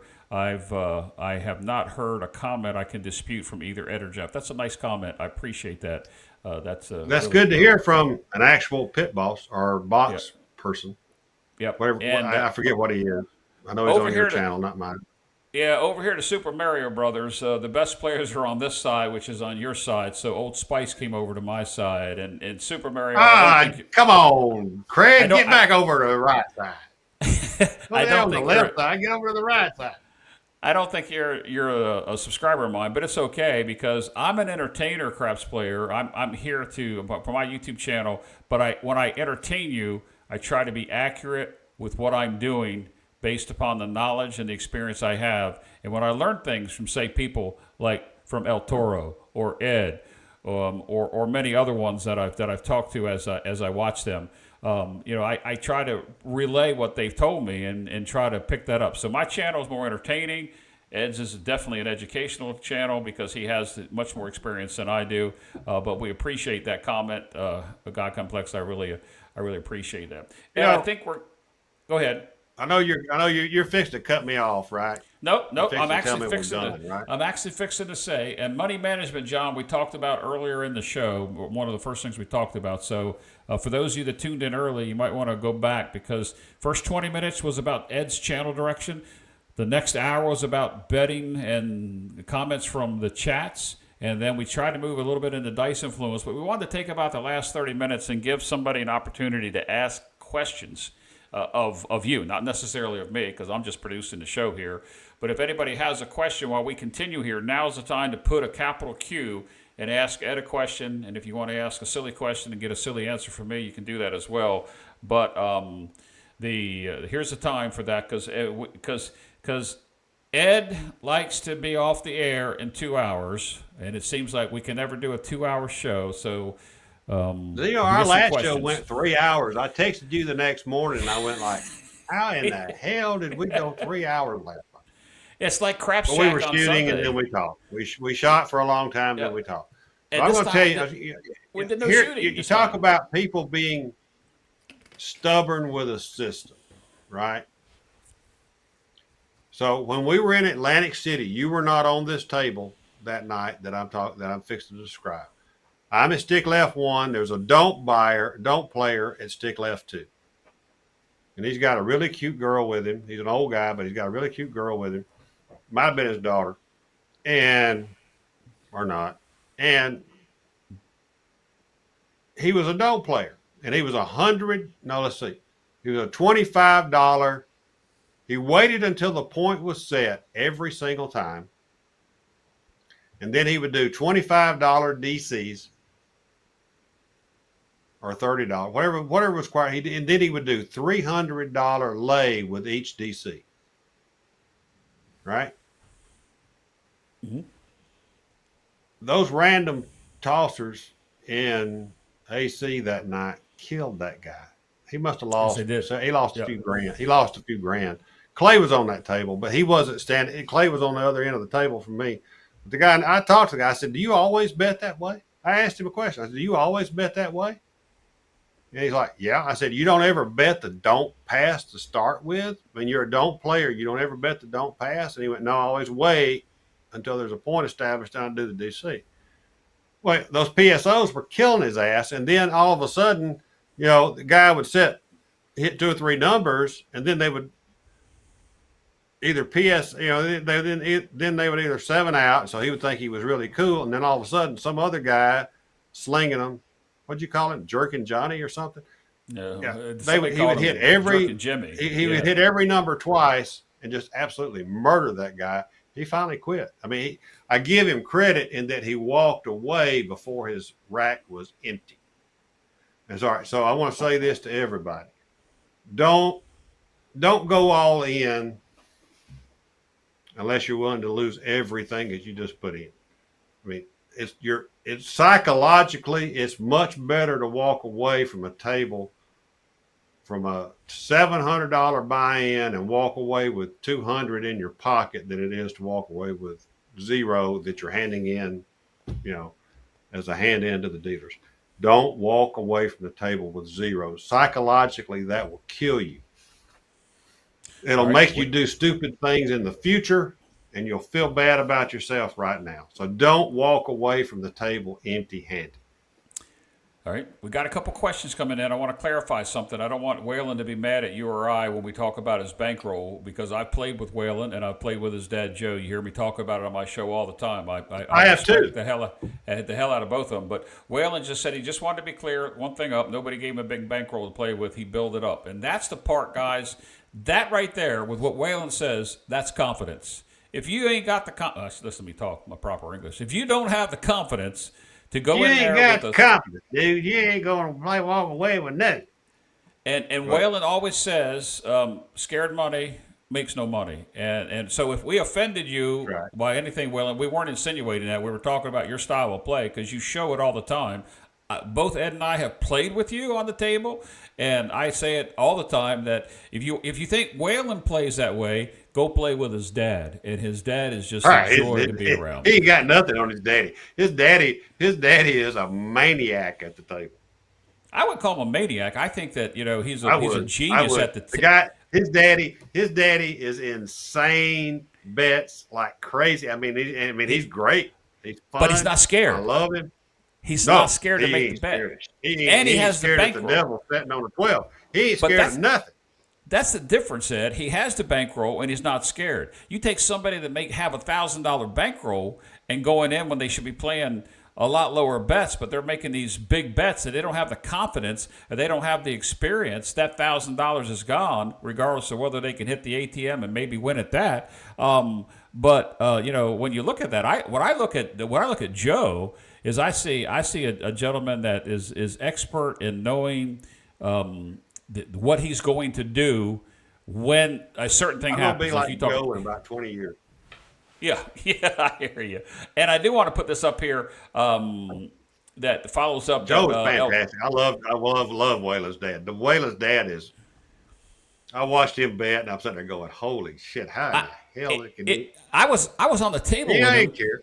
Either I was won or on the lost. table with him when it was just us. It was just him and I, and he kept passing the dice to me. I said, "Joe, shoot the dice, please, because I'm not doing so well down here." But he's both of them. I mean, they're both. If you think what Waylon does on his channel isn't what he does, take that times 5 or 10 times more and watch daddy, Joe. This is how I go say insane. I mean, his daddy's not insane. His daddy is a riot. I love to play with him.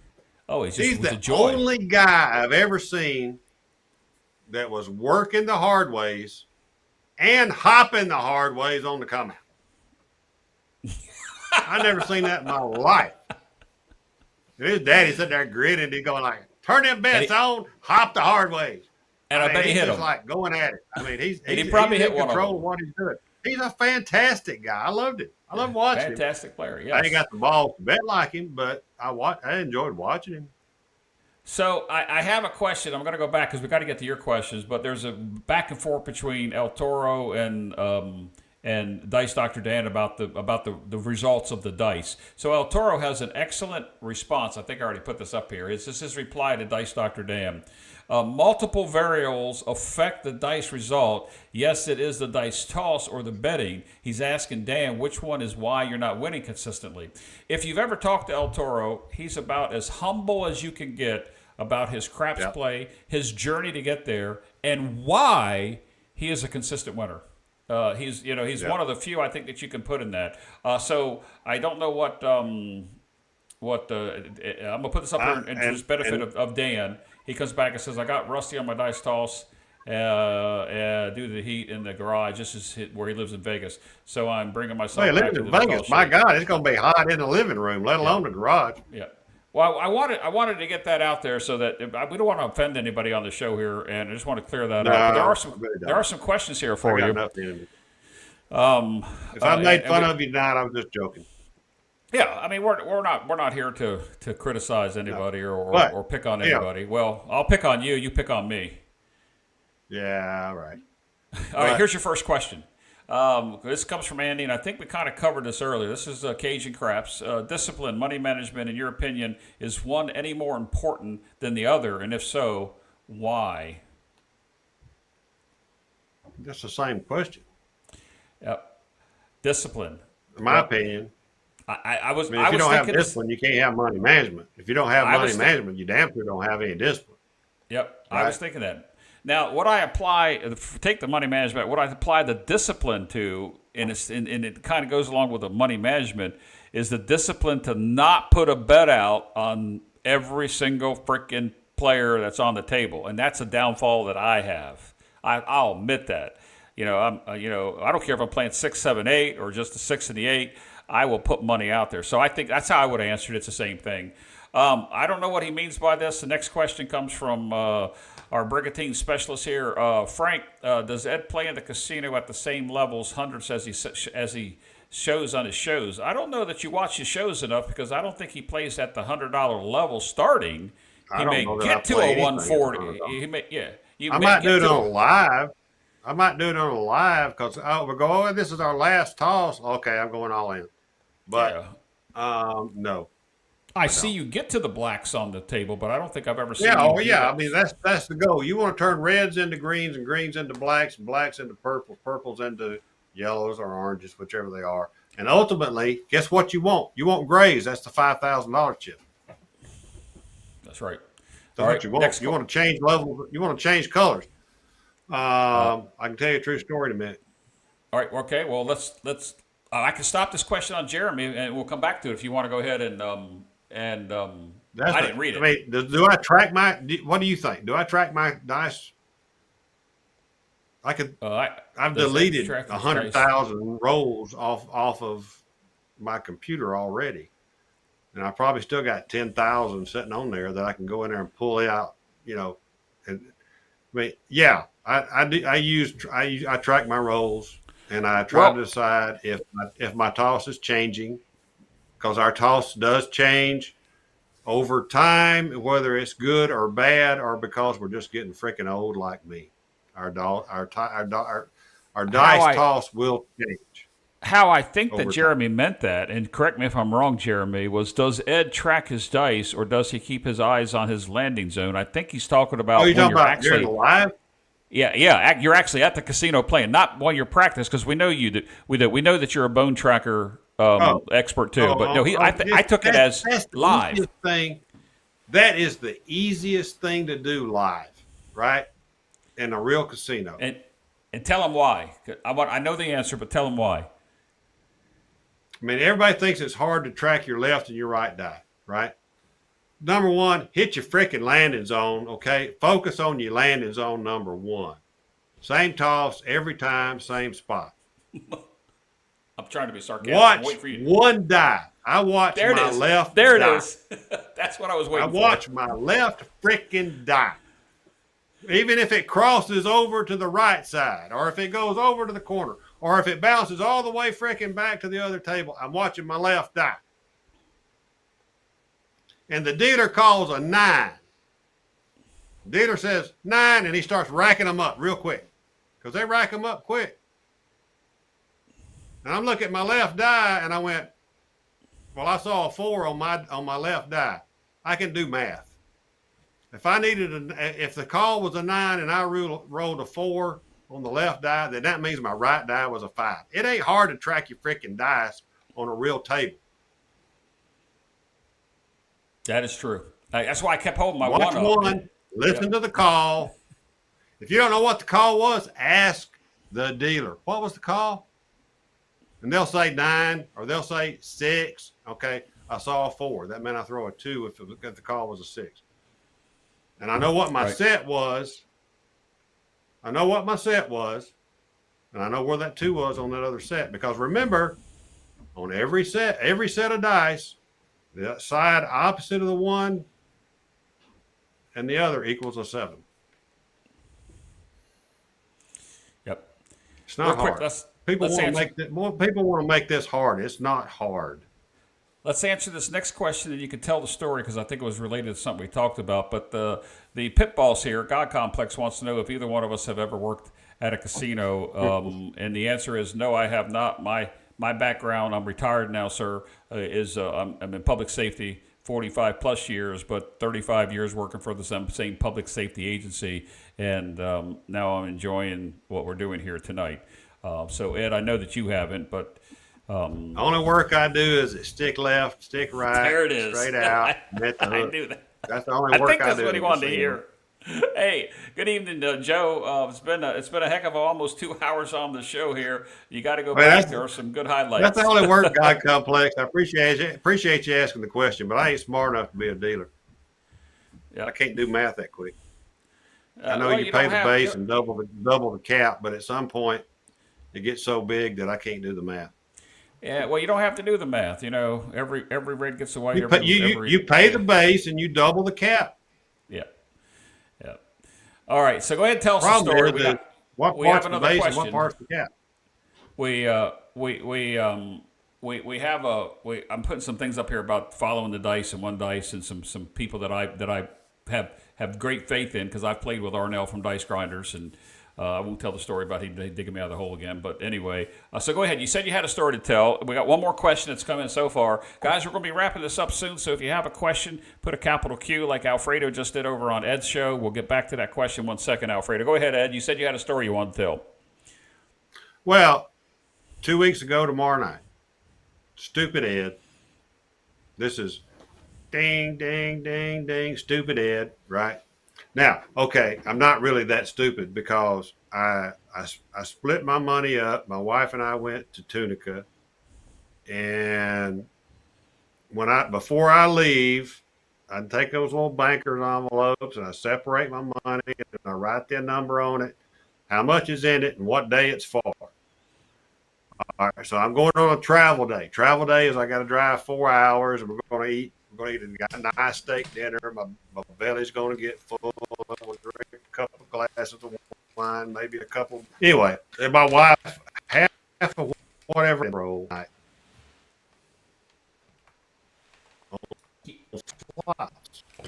She's going to do it every time, or she's going to win. So anyway.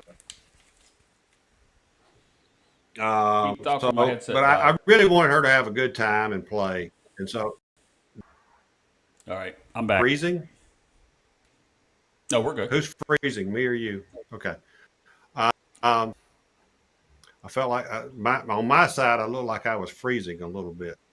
Anyway, so I wanted my wife to have a good time. She hadn't been in the casino in a while, and I would walk around with her and watch her play slots and this and that. It was Friday night. We just drove down. We had a great dinner. We had a great time. We had dinner with my host, which was kind of unique. I mean, we got to sit down, talk to my host. We talked about, hey, we got YouTube, right? Kind of things. But anyway,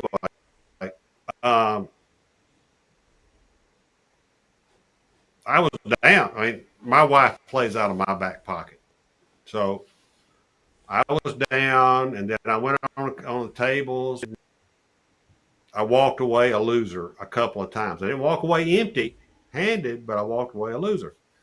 And so I finally stopped and went, you know what, I'm going to take a chill pill, and I went and got me a college football rap sheet, from the sports book, and I went to the Laurel Lounge, and I sat down, and I looked at all those things, and I went, here's a lock, and then let's do some crazy bets and see if we can hit them.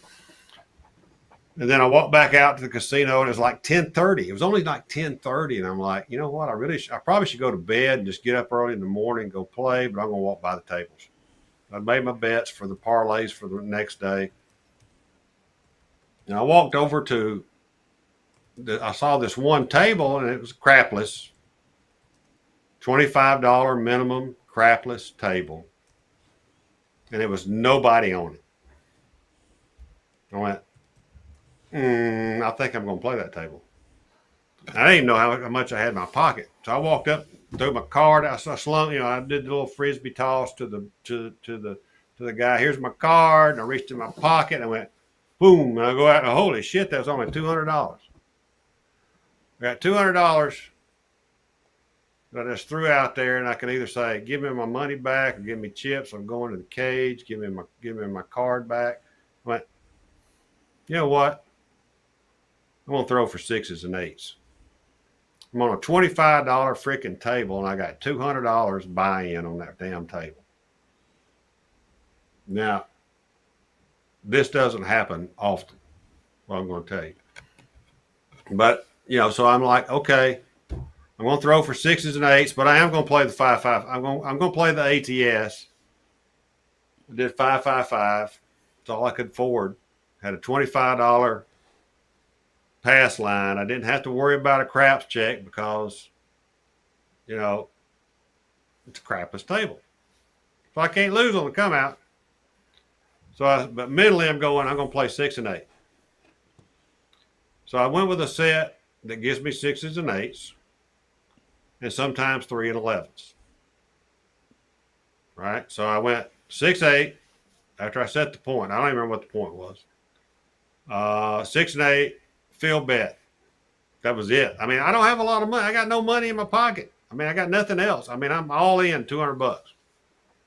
And I started hitting numbers, so I hit a field bet and I went, okay, give me a 3 and 11. I'm on a crapless table, and this is not me, but I never put a number on the 2 or the 12. Never put a dime on the 2 or the 12. And I hit a 2 or 12. I hit a 2 and a 12. I'm in the field, and it paid, guess what? Triple. It's one of the few casinos that plays triple in the field on a crapless. Wow. It's all of a sudden I'm like, yeah, give me, give me the 4 and 10. They didn't even go 2 and 12. It gave me 4 and 10. Okay, now give me the 5 and 9. So I've got everything but 2 and 12. I hit the small with that first toss, or that first little part of that toss where I got double on the 2 and 12. The next thing I know, I'm needing an 11. I'm like, you know what? I ain't gonna change dice. I'm just gonna stay here and toss for sixes and eights. I'm hitting sixes and eights. I'm pulling money back off the table. I hit a 3 again. Okay, paid $25, paid $75. I pull 50 off, or I think I went same bet, which is not like me. But I went same bet, pulled 75, put it back in the rack, and I'm kind of looking. Okay, I'm looking at the rack, and I got my 200 back. Now I got 300 in the rack. Now I got whatever in the rack. I hit the ATS, and I had the dealer. I gave the dealer some of the ATS money because I didn't make a bet for him on it. And after I sevened out, I went straight to the cage, and I went up to the room, and guess what? I was slightly better than even for the whole night, even with my wife's losses. That's a stupid thing to do, but I did it. So I admit it. Well, there's I only admit it because I won. right. Well, I mean, I think you're telling the story because it was stupid, but you wouldn't have, like you said, you wouldn't have told the story. We always hear about the big wins. We never hear about the big losses from anybody. No, I mean, I got a million. I mean, there's a million times that you go in and you don't. It doesn't work, right? You go all in and it doesn't work. Well, I for some weird reason on me, it makes me focus more on my mechanics. Okay, because maybe it's maybe I'm doing the last session on a Sunday and I'm fixing to drive home. And I'm like, okay, this is all I'm going to play with. And then, you're down there. Okay, you got the dice and okay, I'm going all in. And it makes me focus. I want to see if I can do it. But sometimes you can, sometimes you can't. But it does help me focus a lot more if I know I'm kind of like basically all in at some point. Well, but I don't recommend it. Do not recommend that at all. That's not a good way to play, but I'll do it sometimes. That's like, don't play like this at home, boys and girls. Yeah. Yeah. We have 2 questions, and we're going to wrap it up. But I want to go back. Jeremy wants a follow-up from Jeremy Bennett from his question. His question goes along with what he asked a minute ago. I think it's a good follow-up. Does he take his eyes off the landing zone when the dice are in the air? Let me finish this up. In most sports, hand and eye are related. You train to focus and not cheat. I find that I want to follow my dice through the air, and I'll cheat and look up too quick from my landing zone. And I think he had one more in there, or somebody else made a comment in there. So I guess I'd like to know: do you stay focused on the landing zone after you release the dice, or do you follow them through the air until they hit that landing zone? I don't follow them through the air. Why would I do that? That's what I thought. I do the same thing Jeremy does. I have a I tendency. mean, you can see them. You can, if you're looking at your landing zone and you're throwing towards your landing zone, you can see the dice. One's up here, one's down here, one's out here, one's over here. Or guess what? Sometimes they're like this. But I do the same. I mean, you can see them if you're looking at your landing zone. Why would you follow your dice? You're focusing on your landing zone. You're not focusing on your dice in the air. You're focusing on your landing. Can you hit? If you can't hit your landing zone, you can't shoot. That's true. But what Jeremy's complaining of is a habit I have, and of course I'm always trying to get over the broomstick. That's a whole nother story. Dan, good luck on the casino run, my friend. But I'm trying to get under the broomstick. Let me go back to Alfredo's question. I didn't quite understand it, but I'm going to read it here. Question for Ed. Ed, has ATS and repeaters hurt craps by making a come out 7 a neutral due to the hedge for ATS and repeaters? Now I understand his question. I read that wrong a little while ago. Yeah. You know, I don't think it's hurt the game. It's changed the game. Does that make sense, Jeff? Yeah, it does. It hasn't hurt the game. It has totally changed the game, right? I agree with that too. The last time I didn't play the ATS, I hit it on myself, which was like many years ago. And so I bet it on myself every time. I swore I'd never not bet it on myself after that day. It takes some strategy. That's why I like the world bet play on the come out. You know, so what if I throw a 7 on the come out? I got a world bet. The world bet's a push. You don't, nobody says that because you're on a $25 table, you got to bet 10, 5, 10. You can bet 5, 5, 5 and still win $10. Right? Right. I mean, nobody makes you do that. Only you make yourself do that. Right? Now, if you're going to bet 25, 25, 25, you need to have a good come out hedge strategy. You're either going to do 75 on the pass line, or you're going to do 50 and then maybe a $6 ace deuce. And I mean, a $6 hop the 7s, or you're going to do something. But I like the world ace deuce myself. And you can throw in a hop 7s for $6 in there if you want to. Then you lose, $1 or whatever net, whatever the deal is. There's only a few ways you can hedge a big ATS bet. Buddies of mine that I know, they go 50, 50, 50, and now they go 100, 100, 100 if they're on a place that'll let them do it. Wow. They win big money when they hit it.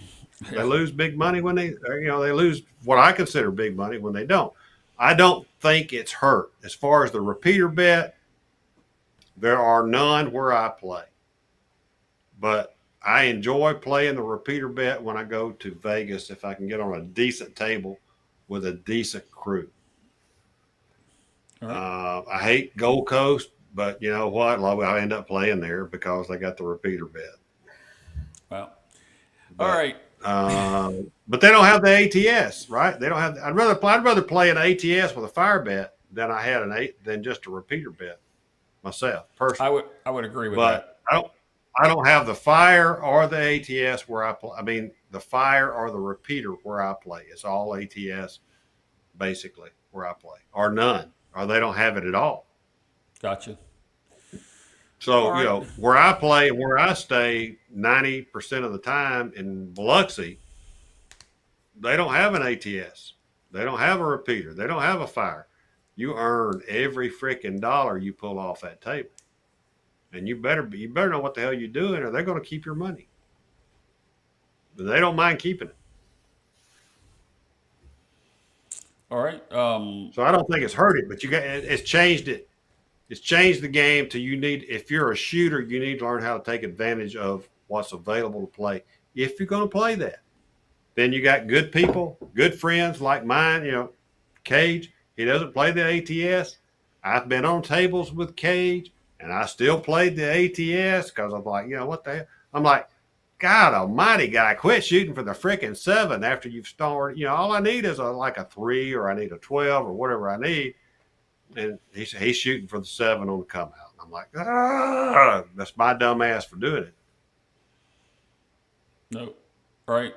Now, anyway, by then I played with Cage and he hit like, I'm saying all this is like, it's my fault for playing it, right? But he hit a $250 4, he hit a $420 6. What have I got to complain about? Nice. Nothing. Nice. I lost $15. Right. Well, this is the last half hour of the show we're in. It's story time and question time for Ed. Here's a story I'm gonna put up here. If this is from Ida, and if you're a watcher of Big AZ's channel, they're over there, and Big AZ refers to her as Hurricane Ida. But this is a story I've never heard before, and I don't know. Have you ever heard this? Ida says the other night. The dice landed in my right jacket pocket, and I only noticed it the next day. They were looking for the dice for hours, and as Arnell says, that's a good souvenir. Have you ever heard of them not finding dice when they go off the table? You ever heard of that? I have not. I've seen them pull them out of women's brasiers before, but I've never seen them not find them. That's interesting. I've never heard that one. I can tell you a story, and I can't swear that it's true, but you know where the name Big Red came from, right? Okay, I'm going to say I do, but I've heard a couple of versions. Go ahead. Let me hear the Ed from Roll to Win version. The Ed from Roll to Win version is they call it Big Red because there was a redhead at the end of the table, and she had a low cut, V cut, whatever you want to call it, top, and she was well endowed. I'm being very polite. And the dice bounced into her brassiere. And they went, that's Big Red. I mean, that's where it came from. And, there was a 3, and she picked it out and set it down. It was a 4 or whatever it was. That's the story I've always heard of why it's called Big Red, but it's probably not true. But it's a great story. Mm. Well, I had my belt break one time. If you guys talking about the trash can, I had my belt break one time. Absolutely freaking wore out. My damn pants was about to fall off at a table, and I took my belt was hanging. I was like, "What the hell's wrong?" And I took my belt off. My belt had broke. The snaps had broke. And I threw them in the trash can right there at the table. Then I'm sitting there like, the guy from Green Acres pulling my britches up. Well, God Complex, who has worked in the business for years, says in 30 years he's only lost 2. I'm surprised. I think it's very rare. It's got to be very, very rare I'm for them surprised. to look. I mean, they'll look for them. Most of the time, a guys can find them or see them, or they know the direction they went. I mean, sometimes they're way over there underneath a blackjack table or something, but every once in a while they bounced over into the pit, where all the suits walk and all that kind of stuff. So it surprises me that they actually have lost any, because what they do to find the dice. And I just put this. I saw it when it came up, and it said, well, one we found on the ground wiring years later. The second, it was kicked far from the table. Surveillance informs me that a player found it and put it in his pocket and had already left. That's interesting. I've never heard those stories before, so I've learned something tonight. Now I can go to bed now. Anyway, Arnell tells you to come to Illinois. They have both the ATS and the Fire Bet. One more question, Ed. That's a good place to play right there. Yep, that is. Here we go. Phil over on my channel says, what is your favorite casino in Tunica that you like? And I know you just recently had that trip. Horseshoe. Right now, Horseshoe. Gold Strike is too bouncy.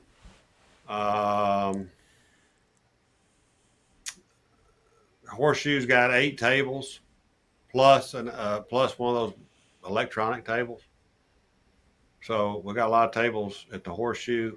About half of them are crapless. So if you don't know how to play crapless, stay away. I mean, crapless is insanely popular in Tunica.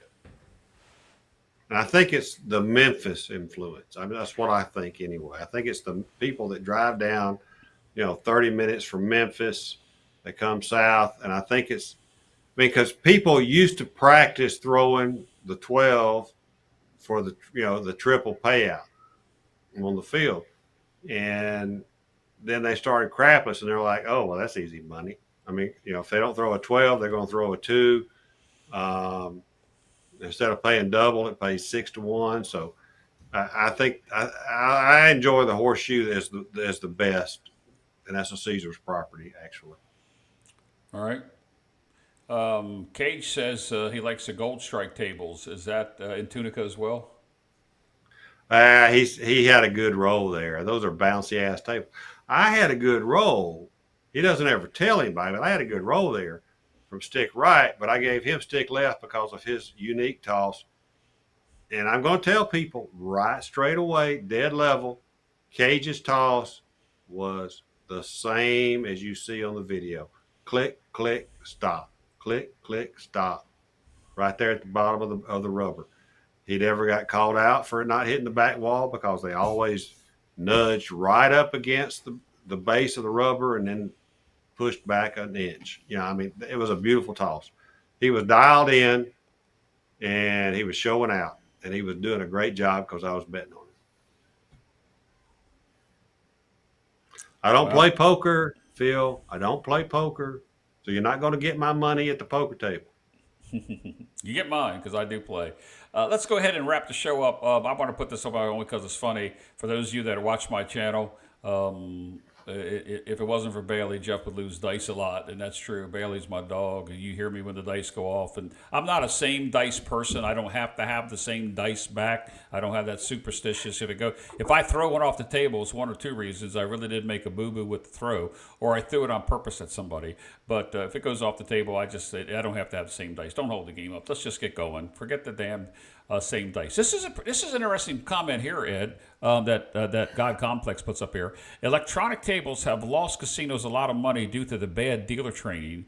If they don't wait for timers, players can make bets on the outcome. I think most of those electronic places that I've seen have taken precautions against that, but you're the pit boss, so you probably would know. I think he's 100% spot on right there. I knew a lady who lived at the casino in Tunica. She lived at the Gold Strike every day of every year, her and her fellow. And she was an expert at certain slots play that she considered advantage play in the slots. And she allowed me the opportunity to follow her. And I mean, I had to run because she ran from slot to slot, slot. And she would go to only certain slot machines, and she would hit every denomination. And as the screen changed, she would throw in one of her little tickets, and she'd play it for like 3 spins, and then she would hit cash out, and she would go. And then she was off to the other. She was it was incredible to watch her play at advantage play on the slot machine, which most of us think doesn't happen. But I watched her do it for about 30, 45 minutes. So she would always build up a bankroll playing those slots. And then she would go to the crapless tables there at the Gold Strike or over at the Horseshoe. She loved craps more than she loved the slots, but she was such an expert at reading how those screens were as they changed as she hit every denomination. And she didn't care if it was the lowest denomination or the highest denomination. Whatever configuration on the screen she was looking for, she would just throw up one of her tickets in. She'd hit it once or twice. If she didn't like the way it looked anymore, she'd hit cash out and she was gone to the next one. I mean, it was boom, boom, boom, boom, boom, boom, boom, boom, boom, boom, boom. It was crazy. She was really good. She was really, really good at it. And then she would go and play craps. And she was fearless. She was a noir, Noir card holder on MGM at that time, which takes a lot of play. Yeah, Takes a lot of play. And I that's sat down and did the math, and I figured she had like $1 million coin in at one time. that's elite. That's an elite card. They don't even advertise that, do they? No, you got to be invited to be a noir. Yeah. So Right. she would stay there on 3 or 4 days on her card, and then the guy that lived with her there would have another reservation for the next 3 days, and they just constantly were rotating between him and her and him and her. Sometimes they never even, I mean, the host got to where they didn't even change the rooms. I mean, they just stayed in the same room. They'd drive down to a laundromat, do the laundry. She had a mailing address over in northwest Alabama at her grandmother's house or something. She'd go pick up her mail 2 or 3 times a year. I don't know. I mean, it was crazy. She was good at it, though. She was really, really, really, really good at it. But I wouldn't want that life. Right. On my channel, they're talking about a book of people who have been barred. That's another show we can talk about. Real quick, I put this up a second ago. This is after you talked about Cage. He says, Ed, stop fibbing. I'm a complete fraud. And then SJ says, spinning, winning, and grinning. And Cage says, always. All right, Ed, let's go ahead and start wrapping this up. You've got 50-some people still on your channel. There's 30 on my channel. A lot of people that are here. Guys, if you like what we're doing, let us know in the chat that you like what we're doing. We didn't even roll out a Give us a thumbs up. Yep. Give us a thumbs up on both channels. Yes. It helps. You know, I'm going to leave this one up. We're only 2 hours and 15 minutes long. I'm not even going to take it down. Screw the algorithm. The show's not up. The show's not over with right now. So Ed, let's go ahead and wrap up and kind of like do a summary. We've talked about your channel, and that's why I want to go back to and what we can expect. We hope that we've educated some people on why they're losing at the casino because they're watching too much YouTube. I'm gonna say it, bullshit. And Jump. yes, and then we tried to get into some DI stuff that we kind of ran out of time because we wanted to take some question and answers here. If you like the format, guys, let us know. I did have a Zoom connection ready to go, but we never got to that point where I was going to invite people on, so that didn't happen tonight. But Ed, go ahead and let's summarize what took place, and maybe you have a question for some of the viewers or somebody out there about what they may want to see or some suggestions of some sort. Yes, Super Mario, Well, I know. yeah, Super Mario is correct. The best shooter on my channel. One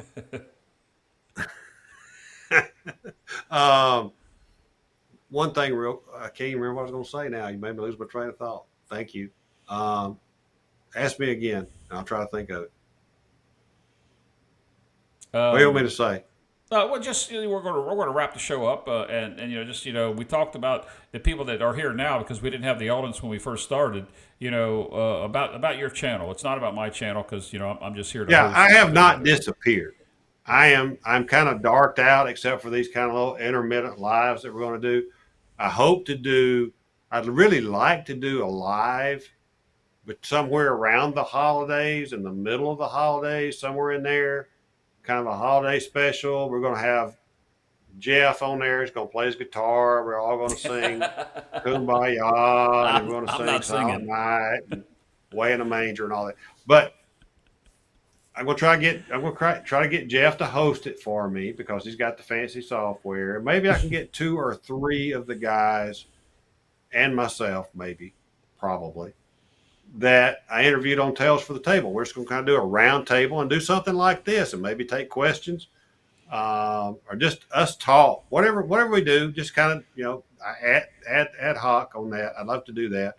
After the first of the year, I'll probably start putting out some videos. I don't plan on putting out any real videos until January 1st. I might change my mind. I might drop 1 or 2 or 3 here and there, just, so YouTube knows I'm alive. Other than that, I don't have any real plans. I'm taking basically a quarter off from the channel to kind of chill, work on my game, work on my toss, redefine myself as a player in the casino. That's kind of what I'm trying to do. And do this with Go me on ahead. Thursday nights every once in a while. Every once in a while, once or twice a month, Jeff and I are going to be here probably on Thursday night. All That's kind right. of been our thing, and I So, enjoy the heck out of it, whether yep. we're shooting or whether we're talking. Well, we always. I'm not associated. You mentioned earlier, and we didn't even talk about it. I'm not associated with anybody in the Craps Nation group. That's got nothing to do with me. I've got nothing to do with CGTV. I'm not a member. I'm not a player. I'm not in that sandbox. I'm not. I'm just Ed. I'm just Ed. That's all I am. That's all I ever wanted to be. And I apologize to everyone if I got distracted over where I started from as my channel. My channel is supposed to be about teaching you about tossing and, more importantly, what's going on in the head of the shooter when he's reading the dice and what's hitting and how to bet it. That's Yep. what I want everybody to learn is if you're a shooter, how to bet your shot.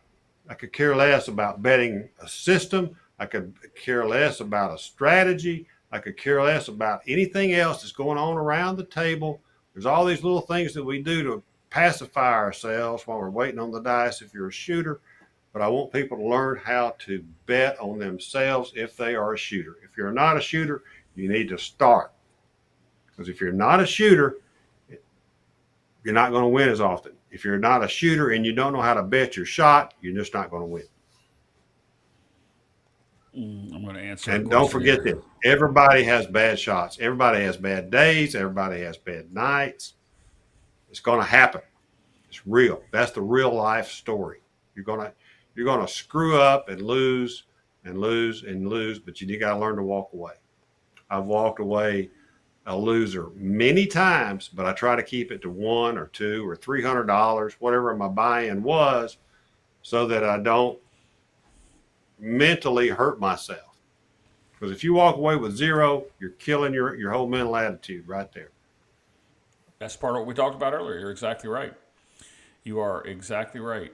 You were talking about I can't pronounce it, the NOIR level. Here we go. God Complex Casino Pit Boss says they had 700,000 at MGM. I was told you need to be near 2 million to be invited to be that level. So there's your answer, Ed. Yeah, I mean, it was. I kind of did a calculation one time, and I figured about $1 million coin in plus whatever her craps play was. So he's probably not far from it, and you have to be invited to be a noir. And it was a high number, but she lived there 7 days a week. Yep. El Toro says these are not the dice shooters you're looking for.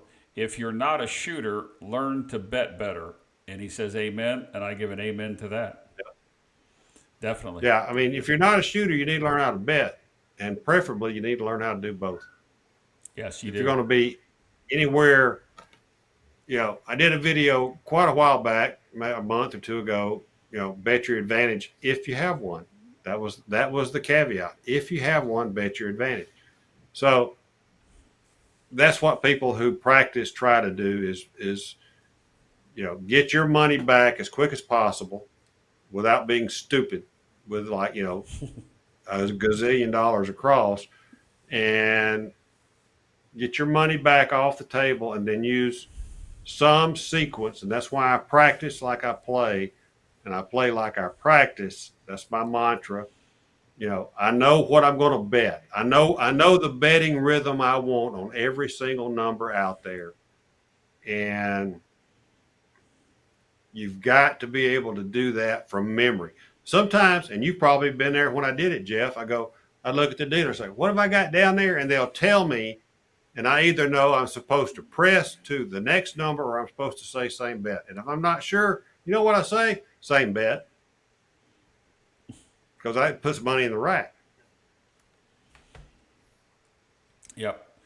And Yep. I'm not afraid to press, guys. I am not afraid to press. Y'all see some of this bullshit I do out here on these YouTube channels? You give me a chance. You give me 7 4s and see where I'm at when that 8th one hits. It ain't gonna be sitting there with no $100. Nope. I'm actually looking for something, Ed. So keep talking because I'm trying to pull something down that I told you I was Well, going to do. Jeff and I had a great time in Biloxi back in February, and then we got to meet up again with everybody at the Brownwater Bash in Biloxi down in June. So I've seen, and then I went to Atlantic City. I went to Yankee Land, folks. I went to Northeast Country. Uh, it was too quick of a trip. I would love to have had at least one, if not two more days, so I didn't felt rushed. I got to meet people I'd never met, which was a wonderful, wonderful thing.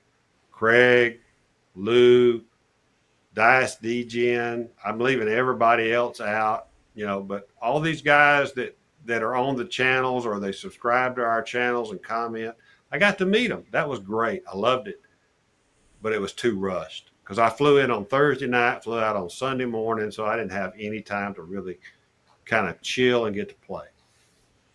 Right? You see these Stoney, comments? I love you, man. Yep. You see these comments Come coming down to in. Biloxi. Not Biloxi. Come down to Tunica. I'll play you. I'll play with Stoney anytime. Me and Stoney sat there at Gold Strike a couple of years ago, and I got real lucky and hit the ATS twice. I think Nice. it was twice. Well, we're getting some nice comments. And I was using. Go ahead. I was using Waylon's set, the old Waylon set. I don't even remember what it was now. 6553 5635. I can't remember what it is now either. I gotta look it up because I may go back. Yep.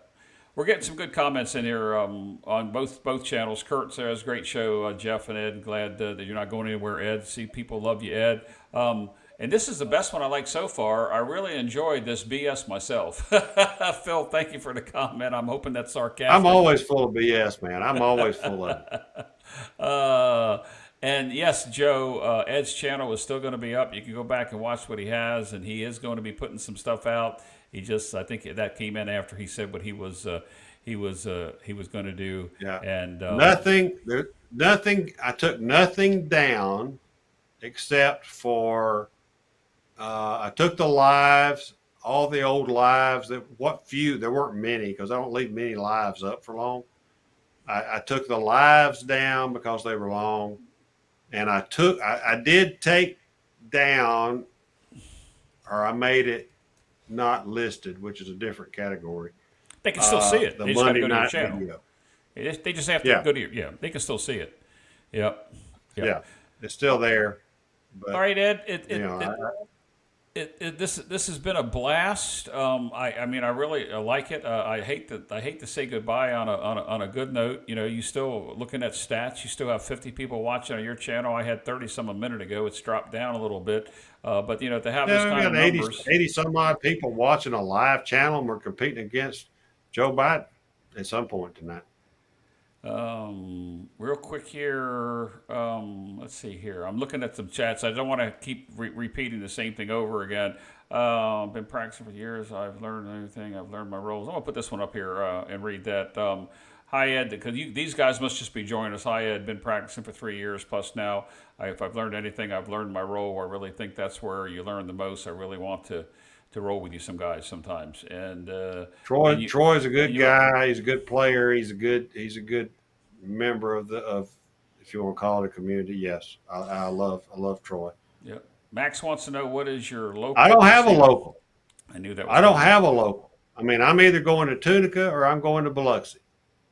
I prefer Biloxi because they have more casinos. But I like Tunica too because that's my old home stomping ground. I consider Tunica my home stomping grounds.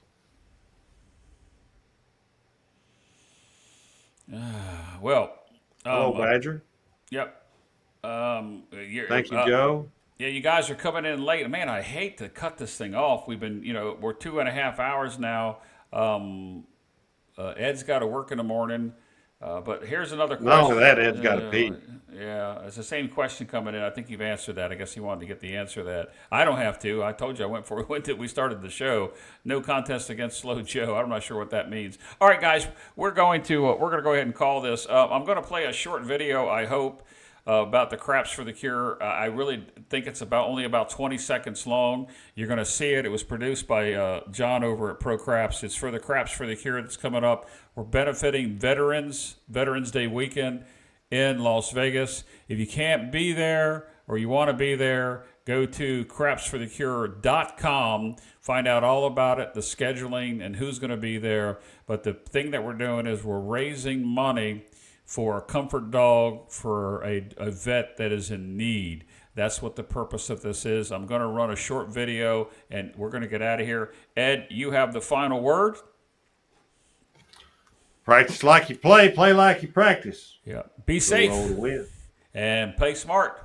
We'll see you on the next one.